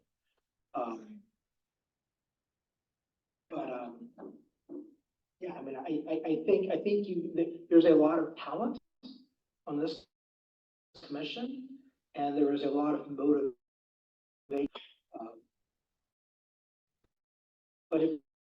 But it is a work plan that I am not expecting to be. And that's okay. Okay, so, I mean, when we were working this out, but at the same time, with the exception of the master plan at the end, this commission, the two commissions prior, they have been doing all this work. Yes. Repeatedly. Mhm. We hit these marks pretty regularly. So the stretch, if you will, certainly the parks plan was a stretch. Because even if there's a consultant involved, there's that. And then also the, our goal to, collaborate, to do the art, at the entrance of the chambers, that would be a new large project that would require community outreach. And then to the extent that we understand the dog park is coming in and working with staff to activate that park. But other than that, I mean, the calls for art, this is nothing that the body here hasn't addressed before. And because a couple of us on Parks Commission were always volunteer with arts, we're familiar with that work. And then, the public process, we've always been part of that. I mean, they're really, it may look like a lot, but I think we have experience with almost every of it, and you've got a high achieving commission and art, but I do hear what, Councilmember Meadows is saying about unifying and integrating our commission. And I think you're going to see some good things happen there. They may not be formally in the work plan, they may be more organizational, communal, the way we sit, the way we want the tables to be, things like that. But I think that all of us here want us to be a unified commission. I think we're all committed to that. I think in the beginning it was a little difficult. We had to get to know each other. We were unfamiliar with each other's way of working and talking and all that. But And I don't mean that as a slam saying you guys weren't doing that, obviously, but if there's an opportunity, two that are parallel versus one where you can all work together and somehow think about it from different aspects. There was one other thing I think it's important to mention. So the mayor mentioned community involvement, but you also heard some concern, I think, in the discussion that we want staff to have, we want to, you don't create it when another, talk about staff getting a handle on that. So I don't think you necessarily had like, oh yeah, park, you go and create, use this new tool and you make, I think that survey tool. So again, that might be something that Gabe needs to be involved, because I think there's actual tools and purchases. And the council's gonna discuss it, not at the next. Oh, are we? I Okay, think so never the mind, we council- got it. Yeah, that's because all along, this originated from the park side. Mhm. With, Councilman Corrigan, when he was on the commission, and from the beginning, the direction from the commission was, this is not a park project, you may be the instigator, and maybe the guineas, because we did have the dog park. Yeah. But he immediately involved Gabe, and Gabe is the one that fed back and said, at some point, we're gonna get to this, and then that's when it kind of stalled. Because Well, it sounds like it's coming forward, so we don't need to talk about it. So, yeah, okay. Yeah, we understand that. We approval step. Right, so it's we're okay. very cognizant of the fact that, you know, we work very closely with staff to understand if something needs to be universalized or made more systemic throughout, the organization. If I may, can you clarify what surveys, are you talking about like our, what surveys? We're Oh, talking about a cafe. oh, the dog park, okay, because I know we would provide surveys after our events, I wasn't sure. It So, was a generic, it was a market, you purchase it from the market, it's not something we created, a tool. Survey. if you don't mind, what I'm hearing you say is that you would like us to focus more on, that's not what you're saying? Okay. Because what I heard is that we possibly have too many calls for art, we shouldn't be focusing on the parks plan, we should be engaging more in like the community, because that's what we do best, is that we engage with the So community. I think that is a skill that this commission has, which I am personally very impressed by. Okay.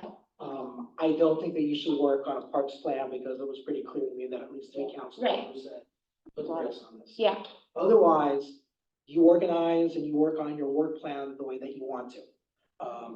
And all 5 of us, I'm sure, saw things on there that we thought maybe shouldn't be on there, or maybe were overly ambitious, but nobody wanted to say, it's too much of that, don't do that. Except for the parks plan, right? So because you didn't have 3 council members saying, don't do this, do that, I think that you have your own agency to determine what it is you want to focus on and what it is you want to prioritize. And whereas maybe to us from the outside, it looked like there were a lot of calls to art, you know, I was never on the Arts Commission, I didn't have the pleasure, so, you know, you focus on what it is you want to focus on, and then in 11 months, you'll come back to the council and you'll be able to you know, crow about everything. So, one thing that we don't want to put you in the position where when you think about a company and there's layoffs and you have fewer people and they have to do the same amount of work. We're not, and you know, the chair is saying, oh, well, we always did this, but you, I mean, you have more people as a commission, but less overall. So that's up to you to decide whether you, it is 2 separate commissions. Yes, see? A few workers, and the workers are here. Yeah. That's all I'll say. That, and understood, so, so that's the point, it's not about whether the 2 of you as separate commissions always did all of this. All of you as one commission may or may not have that same bandwidth. So, but that's up to you to manage.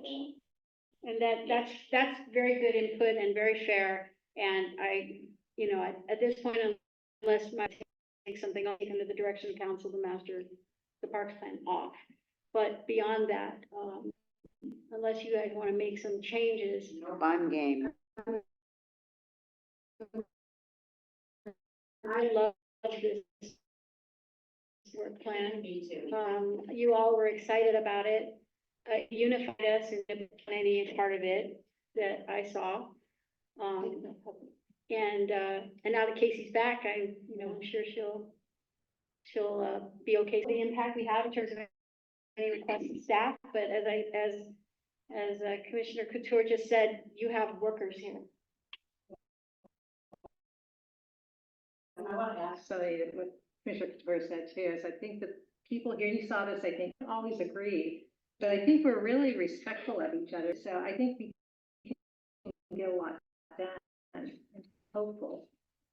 No, great, and so don't take anything that we said is not, approving and appreciating how you're approaching it. No, I haven't seen that. So, Check it yeah. out before you leave. All right.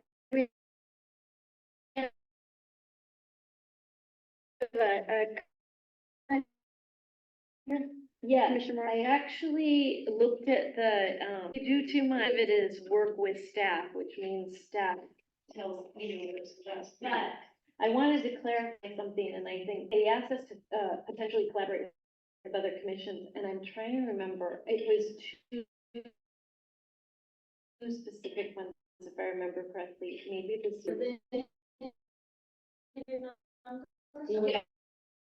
Senior and youth, it's in my notes. Okay, and then, do we have by chance, so, and I love the idea of prioritizing, so I would like us to prioritize.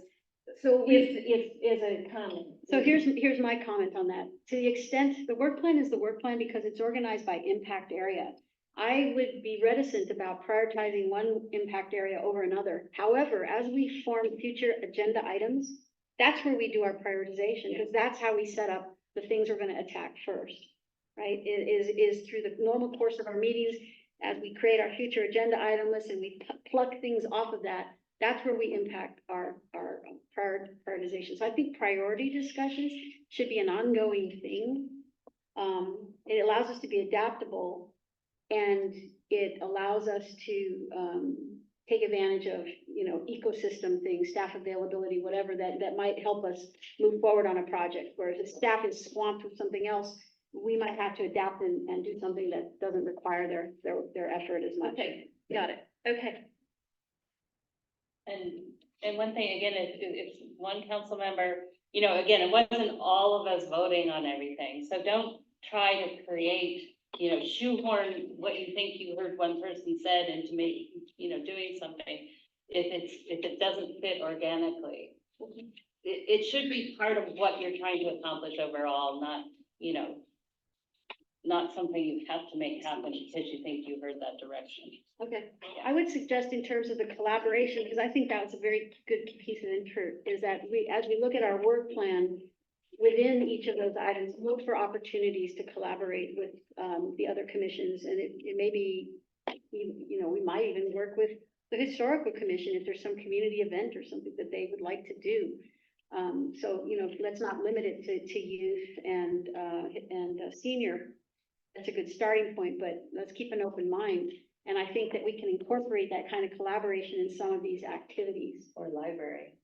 Library, exactly, very good. Especially as we do cultural celebrations, we definitely want to bring the library in. Okay, there was one area that was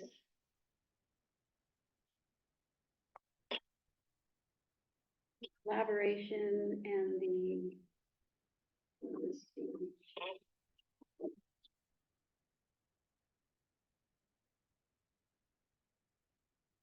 We picked the wrong student. No, I think I covered all my issues.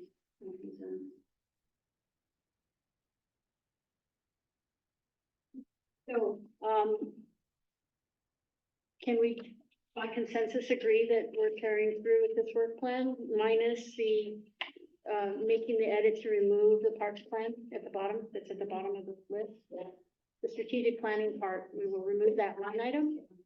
We can either update the status. Sorry? We can update the status or remove it. I would recommend you update the status, because then we could actually write in why we would take that off in the future and what we just discussed. I can So it wouldn't be a removal, it would just be updating the status, so we have a definition of why it was removed. If you remove it, you won't have any put trace. the information in the final column. Exactly, so you do it either way though. But eventually I don't. So we'll go through the process to achieve its removal, and we'll take this half step by announcing the status.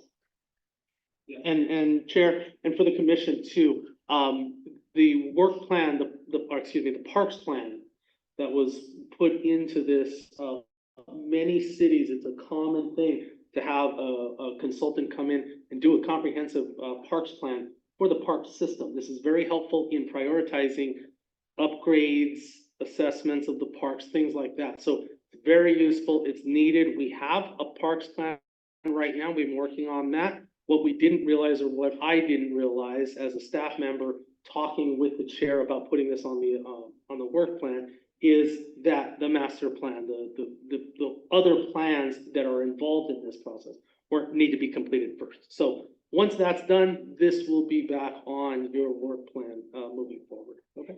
There is one thing, and I remember, I didn't put it because I didn't think of it during the city council meeting, so that's why it wasn't on my feedback list, but I just remembered it right now. What we talked about today, where everybody was saying we are not educated on what are the procedural aspects of doing cultural celebrations. We don't have a policy that we kind of understand the boundaries, where we draw the lines, you know. And I think that that's something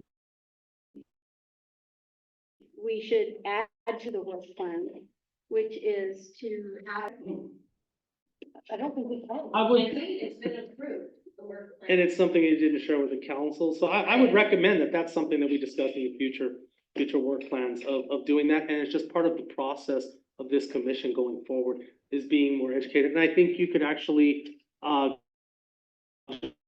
derive that from some of the things that you put in there with cultural events. So without specifically calling out the system that you called right now as far as Okay, being so educated. you're saying that, as part of,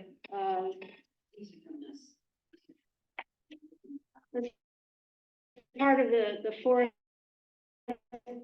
Multicultural. For staff and partners to plan new cultural events. As part of that process, we need to define the Yes. scope of what we're doing. And as, once again, for the status update on that, we can put increased education in those aspects without changing the work plan, okay? Good idea. Okay. Comments or questions, observations? Question. I mean, on this topic, because then I'm gonna move on. Moving on to informational, we don't, No, I'm sorry, I do You have do. something, yes, on the work plan. So, first page, first section, community outreach, we have park representation at city and community special events. Yep.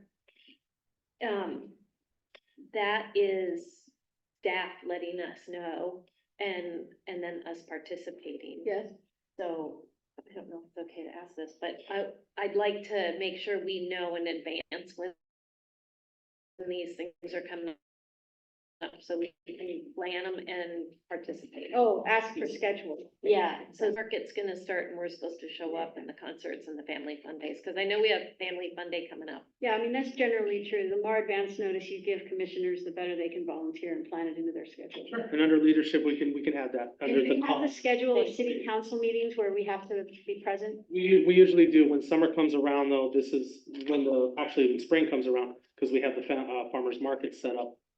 Then we'll put the schedule out as part of the regular meeting, so. We did get the one for the council meetings. We did? Yeah. No, for the council meetings, that's done. No, I'm talking about these, community outreach ones. We'll bring that to you. We usually bring it annually. I don't think the farmer's market have had their meeting yet, so, Okay. yeah, we'll do it. It happens. All right, so now we're moving on, okay? Pointing over to informational items, we don't have any, ad hoc committees to report. The art's been, Yeah, okay, yeah. That's commission. labeled. Thank you It looks great. for handling that work. No problem. It's a help. Having a Thank you, commissioners, for helping my staff do that. Thank you. We Yeah, it appreciate looks it. great. It looks great. The only update I have is the vinyl stickers have not been updated yet. We've had a lot of Oh, the sicknesses. vinyls. Yeah, a lot of sickness in our Yeah, I staff know you lately, did. so our facilities, Good. maintenance, they usually do that. Yeah. The stickers in, they just need to put them up. The labels look great. We haven't publicized that it's there. We haven't put it on the city manager's newsletter and we done that, and it gets. Staff has. We'll do it. I have. We'll do it. We actually, it was one of those things where I didn't want to tell, because we correctly. Okay, future agenda items, do you have the list? Yes, We do have the list. we do have the list. I don't know how it got cut off. But we have, future agenda items. And once again, these will come up in a appropriately timely manner. Redwood Grove Pathway was on the list. The museum oak tree replacement. Art tours. Park in lieu and art fund presentation with finance and public works. Can't wait for that one. Me too. Sorry, what was Park in lieu an art fund presentation. Okay. I think finance will do that, but, finance is gonna. yeah, I but would really like to see that. I don't know where Public Works will come in on that one, because I think they have something to say too. And then dog park plans. Once again, those are in no particular order. Bendigo and Green Oaks was on there, but we took that off for the time being. Okay, all right, so with regard to the future agenda items, does anybody have anything they would like to add? I have a couple for consideration by everyone. Okay. The first one is, I mean, the way, since we've combined this commission, it seems like there are a couple things, a few things are different. And so I was wondering, would it make sense to put an agenda item to discuss, you know, how topics will get on the agenda? I know we're kind of talking about that right now, but it was a surprise to me, this agenda, because it didn't include any of the other future agenda items I thought were coming. And I was wondering if there is a way to figure out, I don't know if it's possible in a transparent way so that commissioners and staff, you know, are able to work together for an agenda. And the reason I say that is based kind of on what we said, Chair Valadis, is that that's how you get the work done. So it's really important what goes on the agenda. So I don't know. Yeah. I mean, to I'm saying how it's always, it was a last minute thing, you know, there wasn't time to prepare. You know, the process that we have been using is that 2 weeks before each meeting, Manny and I meet to set up the agenda. Then within the week of that meeting, so like a week before the meeting, he has solidified the agenda and then he publishes it within the next few days after that. In this case, that addition was made after our meeting, so, and then at the last second, even for him, therefore, there wasn't time to discuss it. And I think it, you know, that it's problematic. There's no way to call that. That shouldn't be the normal and typical process. So, if you're asking for more transparency about how the agenda is made up, or are you asking for more involvement in how the agenda is made up beyond pulling future agenda items to the top of the top? So of when the I was list? vice chair of the Public Arts Commission, I know that I would have conversations with the chair. And so, I think, yeah, maybe that's what I'm asking for, but I also don't want it to just be me, because I think it would be helpful for everyone to be more engaged, if that makes sense. And so I would If it's suggest that the future agenda items list, as we add items and as we retain old items, that is the discussion, I'll get right to you, that is the discussion where we work on priorities, as I mentioned earlier, and then give me the input that I need when I meet with Manny 2 weeks after that, because Okay. it's a given meeting, it's 2 weeks later, and we set the agenda, because in those 2 weeks, he may have some things that he needs to bring to us, right? Yes. And so then that'll come in, at that, from a staff standpoint, it's hard to involve the commissioners at that point, Brown Act and all that.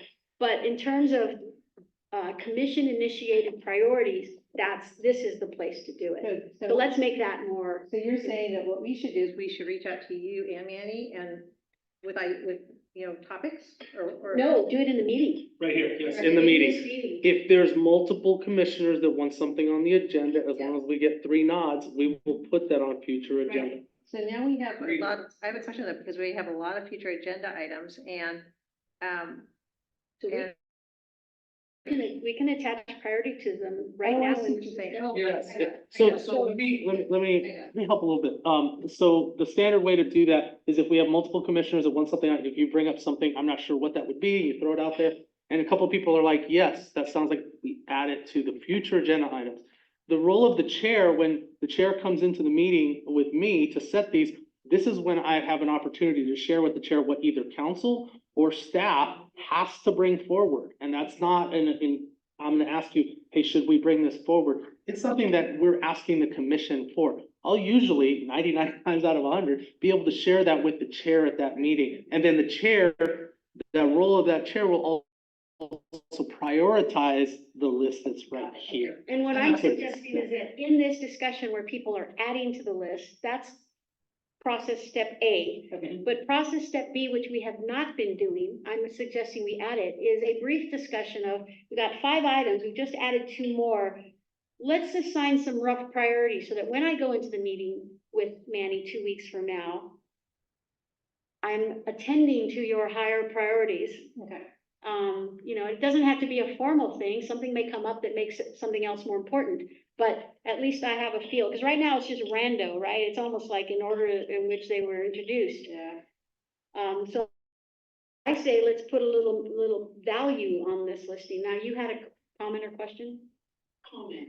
The reason I'm uneducated on what happened is we get the agenda on Thursday night at 5 o'clock. You can't call staff to find out anything about previous stuff, and Monday was a holiday. So I couldn't do any homework to find out about that. So the only way that I can say I'm uneducated is to say I'm uneducated. Normally, I get that agenda on Thursday night, and you can ask these guys. I look at it Thursday night to try to understand what's going on. And it doesn't make me happy when I don't know what's going on. And I don't even know who asked, who these people went to get on our agenda on Thursday. Who did they go to? Okay, I hear your concern. With regard to the issue of, if I'm working with you 2 weeks before the meeting on the agenda, in a meeting, one-on-one, the next time the commissioners get to see that is when you post it. Is there any way we can post earlier? No, there's not. Right. The system. We can't even post by the because, and the reason why is because if you post on Thursday, staff doesn't work on Friday. And it was a 4-day week or 4-day weekend. It's more than 4-day week, because those rarely happen, but Technically, we post on Fridays. Because of where the meeting is set on a Tuesday, 72 hours in advance, that's all I can tell you. but that's minimum, that doesn't. Yes, mean- absolutely. But if you post, say, Wednesday, that would give us Thursday to talk to staff in case anybody needs some. Absolutely. I think the discussion would be is if that minimum needs to be changed. So, but as of right now, like I said, we are in compliance with posting 72 hours ago. That Manny. No later than. I understand. We're discussing. Yes, Yeah. it's all, we're talking about future. Everybody else wants to know about this too. I mean, there's lots of people that go in to look, I go in to look at financial, I go in to look at city council. And if it's a holiday, you're screwed. You're Okay. absolutely screwed. It's, No, I'm just saying. keep the language. So same thing with those posting minimums that it has to be, or requirements, should I say? Council has the same thing. I mean, they have a certain requirement that they meet. And I can say we will make every effort to post it earlier than that, but I've said that before, and that's all I can tell you, because based on workload and what staff does, and our meetings, and then our back and forth with checking and reviewing agendas, I can tell you again, staff will make every effort to post earlier than that, okay? Okay, I will simply have a very high hope that last minute agenda items don't happen on the Friday. And like I'm saying, 99 times out of 100, it's not gonna happen. Seeing anything that was so late on the agenda that had to be there because of the timing of this event. This discussion, then would you like to add a formal agenda topic to form a process by which the agenda is created, to have more detail than what was just explained to you, which is 2 weeks before I meet one-on-one, about a week later, I receive something to check, and then the Friday before the meeting, that's when the director, or the Thursday before. 72 hours before. Friday. 72 calendar hours or business hours? 72 hours.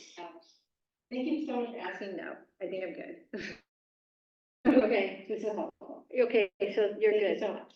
Okay, did you have another item? The only other one was, SLA. So, I want to be careful when I ask staff for help or try to get a question answered, and what? SLA. Oh, sorry, service level agreement.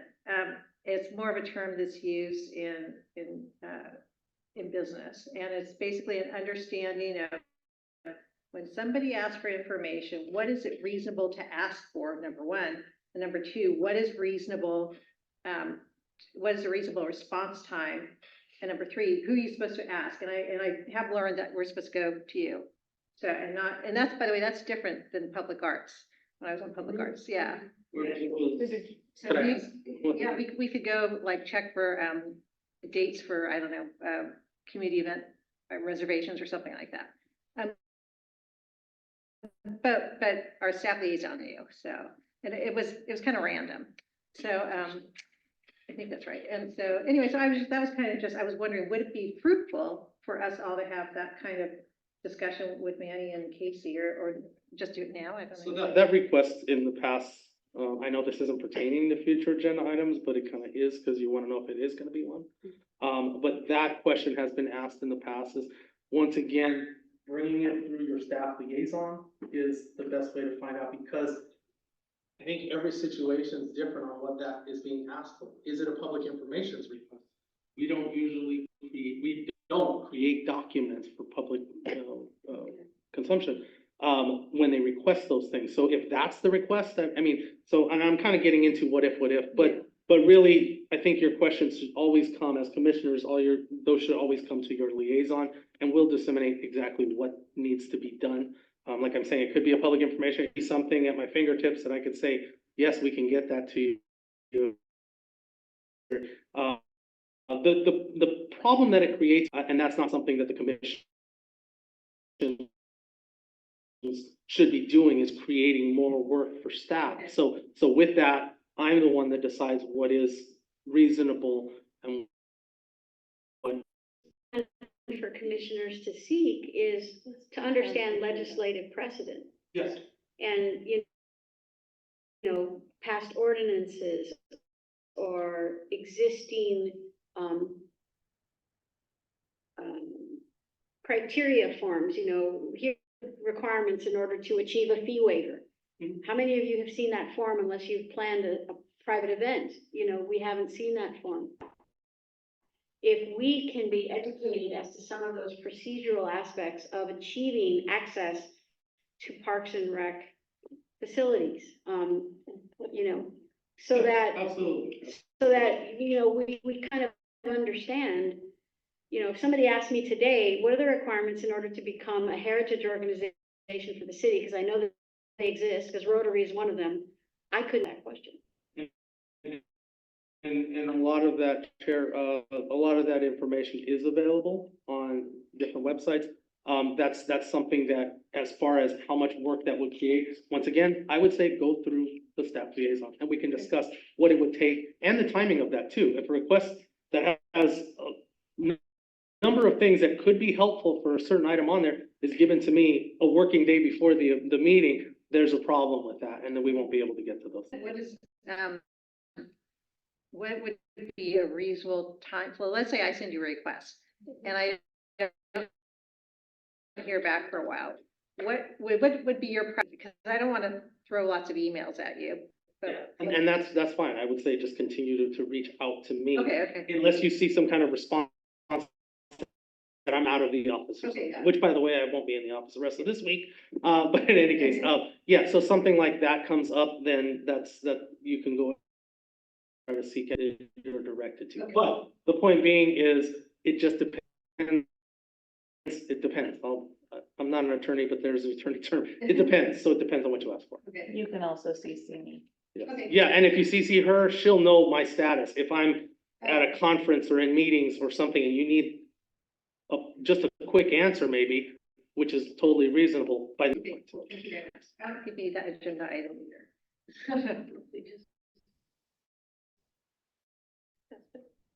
Okay. Repairs of the, sculptures that are out. That's a good point. That's an easy one, I think.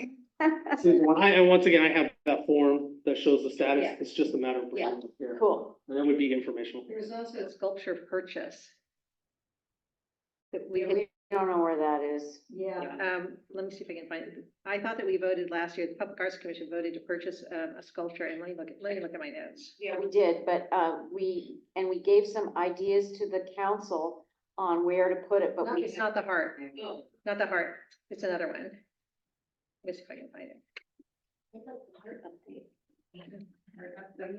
All right, I'll give you a hard update now when informational items come up, but let's move on. Yeah.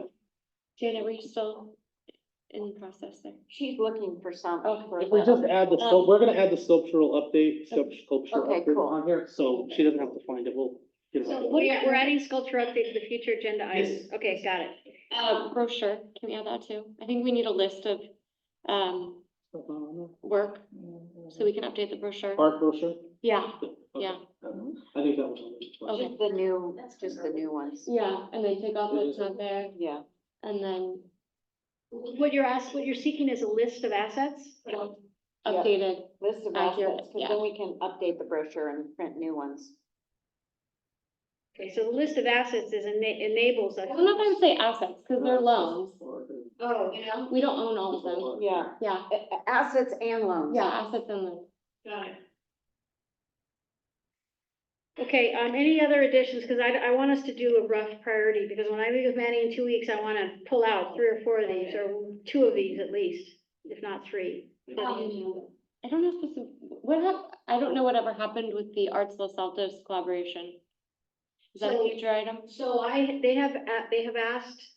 they have asked for a meeting, which I've scheduled, a one-on-one with the leaders of that group.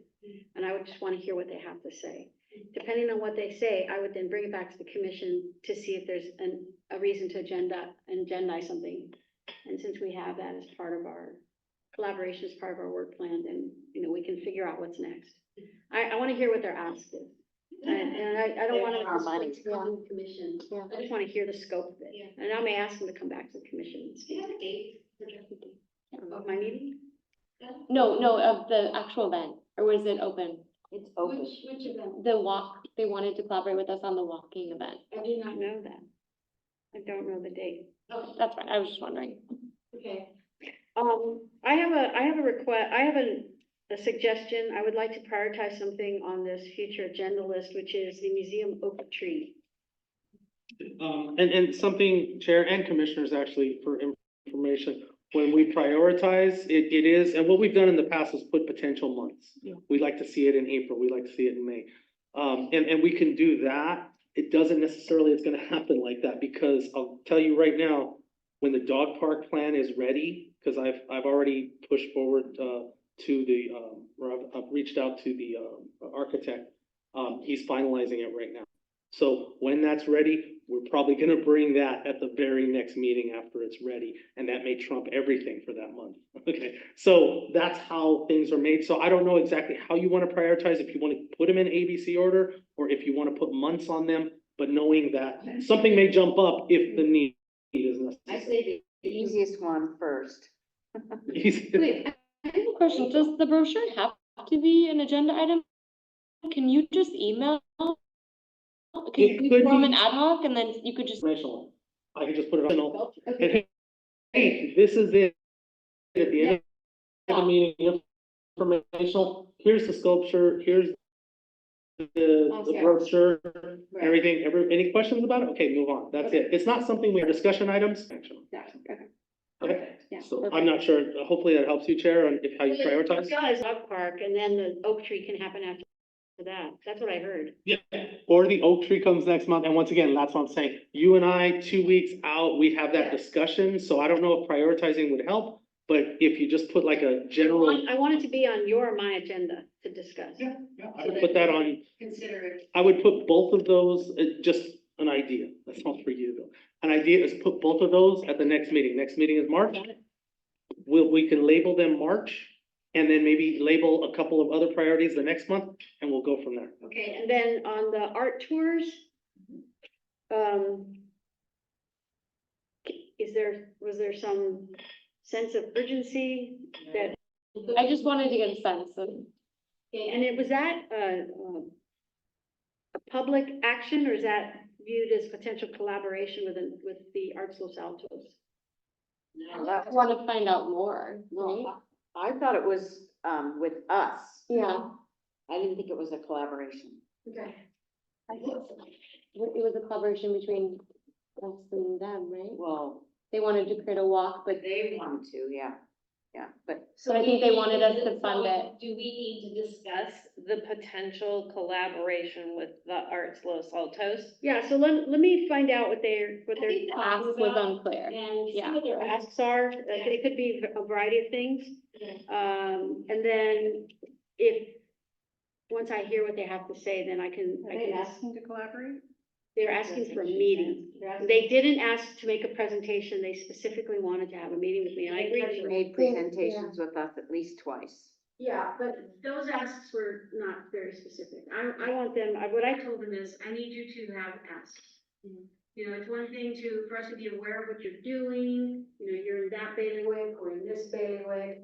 But if you're seeking something, whether it's collaboration, whether it's, expansion of your program, where it, you know, whatever, I just want to hear specifics. And I don't need the whole commission to hear that at the beginning, because it may not be anything substantive, in which case I wouldn't want to take this one. Okay, I would like to prioritize us doing the bike and walking tour. And I could see us put that on it as a future agenda item. It's on the work the plan. art tour, the bike and walking art tour, Yeah. yeah. And then, but maybe even as a collaboration with, one or two other commissions. The commission thing, because that's the The guy. youth, I think the youth commission would be a Yeah. good one. The other- And of course, the senior, because, we can involve some seniors more if we Docents. meet with them and stuff, yeah. The other thing that we have at our avail is to create an ad hoc committee that includes members of another commission. Well, let's put it on the future agenda. Yeah, I item already so wrote that it. We can. I already wrote it, because it's something to discuss. Yeah. I have a question about the bike and walking tour. Is that like discriminatory in any way to people who can't? No, because a walking tour includes, the disabled in terms of. Wheelchairs. So, for I example, wonder if we should like, Not call Format it it walking, differently, let's yeah. call it something. yeah, different I'm than just walk. sensitive to that because like I know in real estate, you cannot even say like a short walk from, and I just don't want anyone to feel excluded. Is that fair? I don't know, just wanna put it out On there. the future agenda. Yeah, yeah, I Bring it up when we talk about this. Just wanna put it out. And then perhaps we can look into that. Sorry about being a camera. Yeah, no, We have to do our DEI Jedi. Okay, Yeah, our tour, yeah. so, no, that's a good suggestion. That's. Sorry. All right, anybody else have anything else? That's the last staff was going to make. I have to make one, heads up, that you might all be interested in. We, at council meeting next Tuesday, the Heart is going to council for purchase at your recommended locations. So after Thursday, it will be posted for the meeting on the 27th. So please, I suggest you read it. Heart Art, the Heart Art, the purchase from, what's his name, Duffy? Michael Duffy? Matthew Matthew Duffy. Yeah. Yeah, so the one that you recommended, the Arts Commission recommended as Gateway Art and council approved the purchase of one.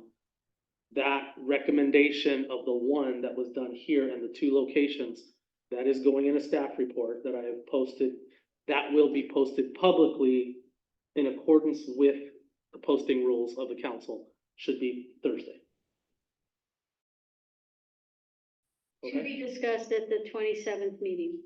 That's gonna, the. Everything. Yes, We don't even know how much it is, do we? yes, we do. Oh, we do, that was confirmed?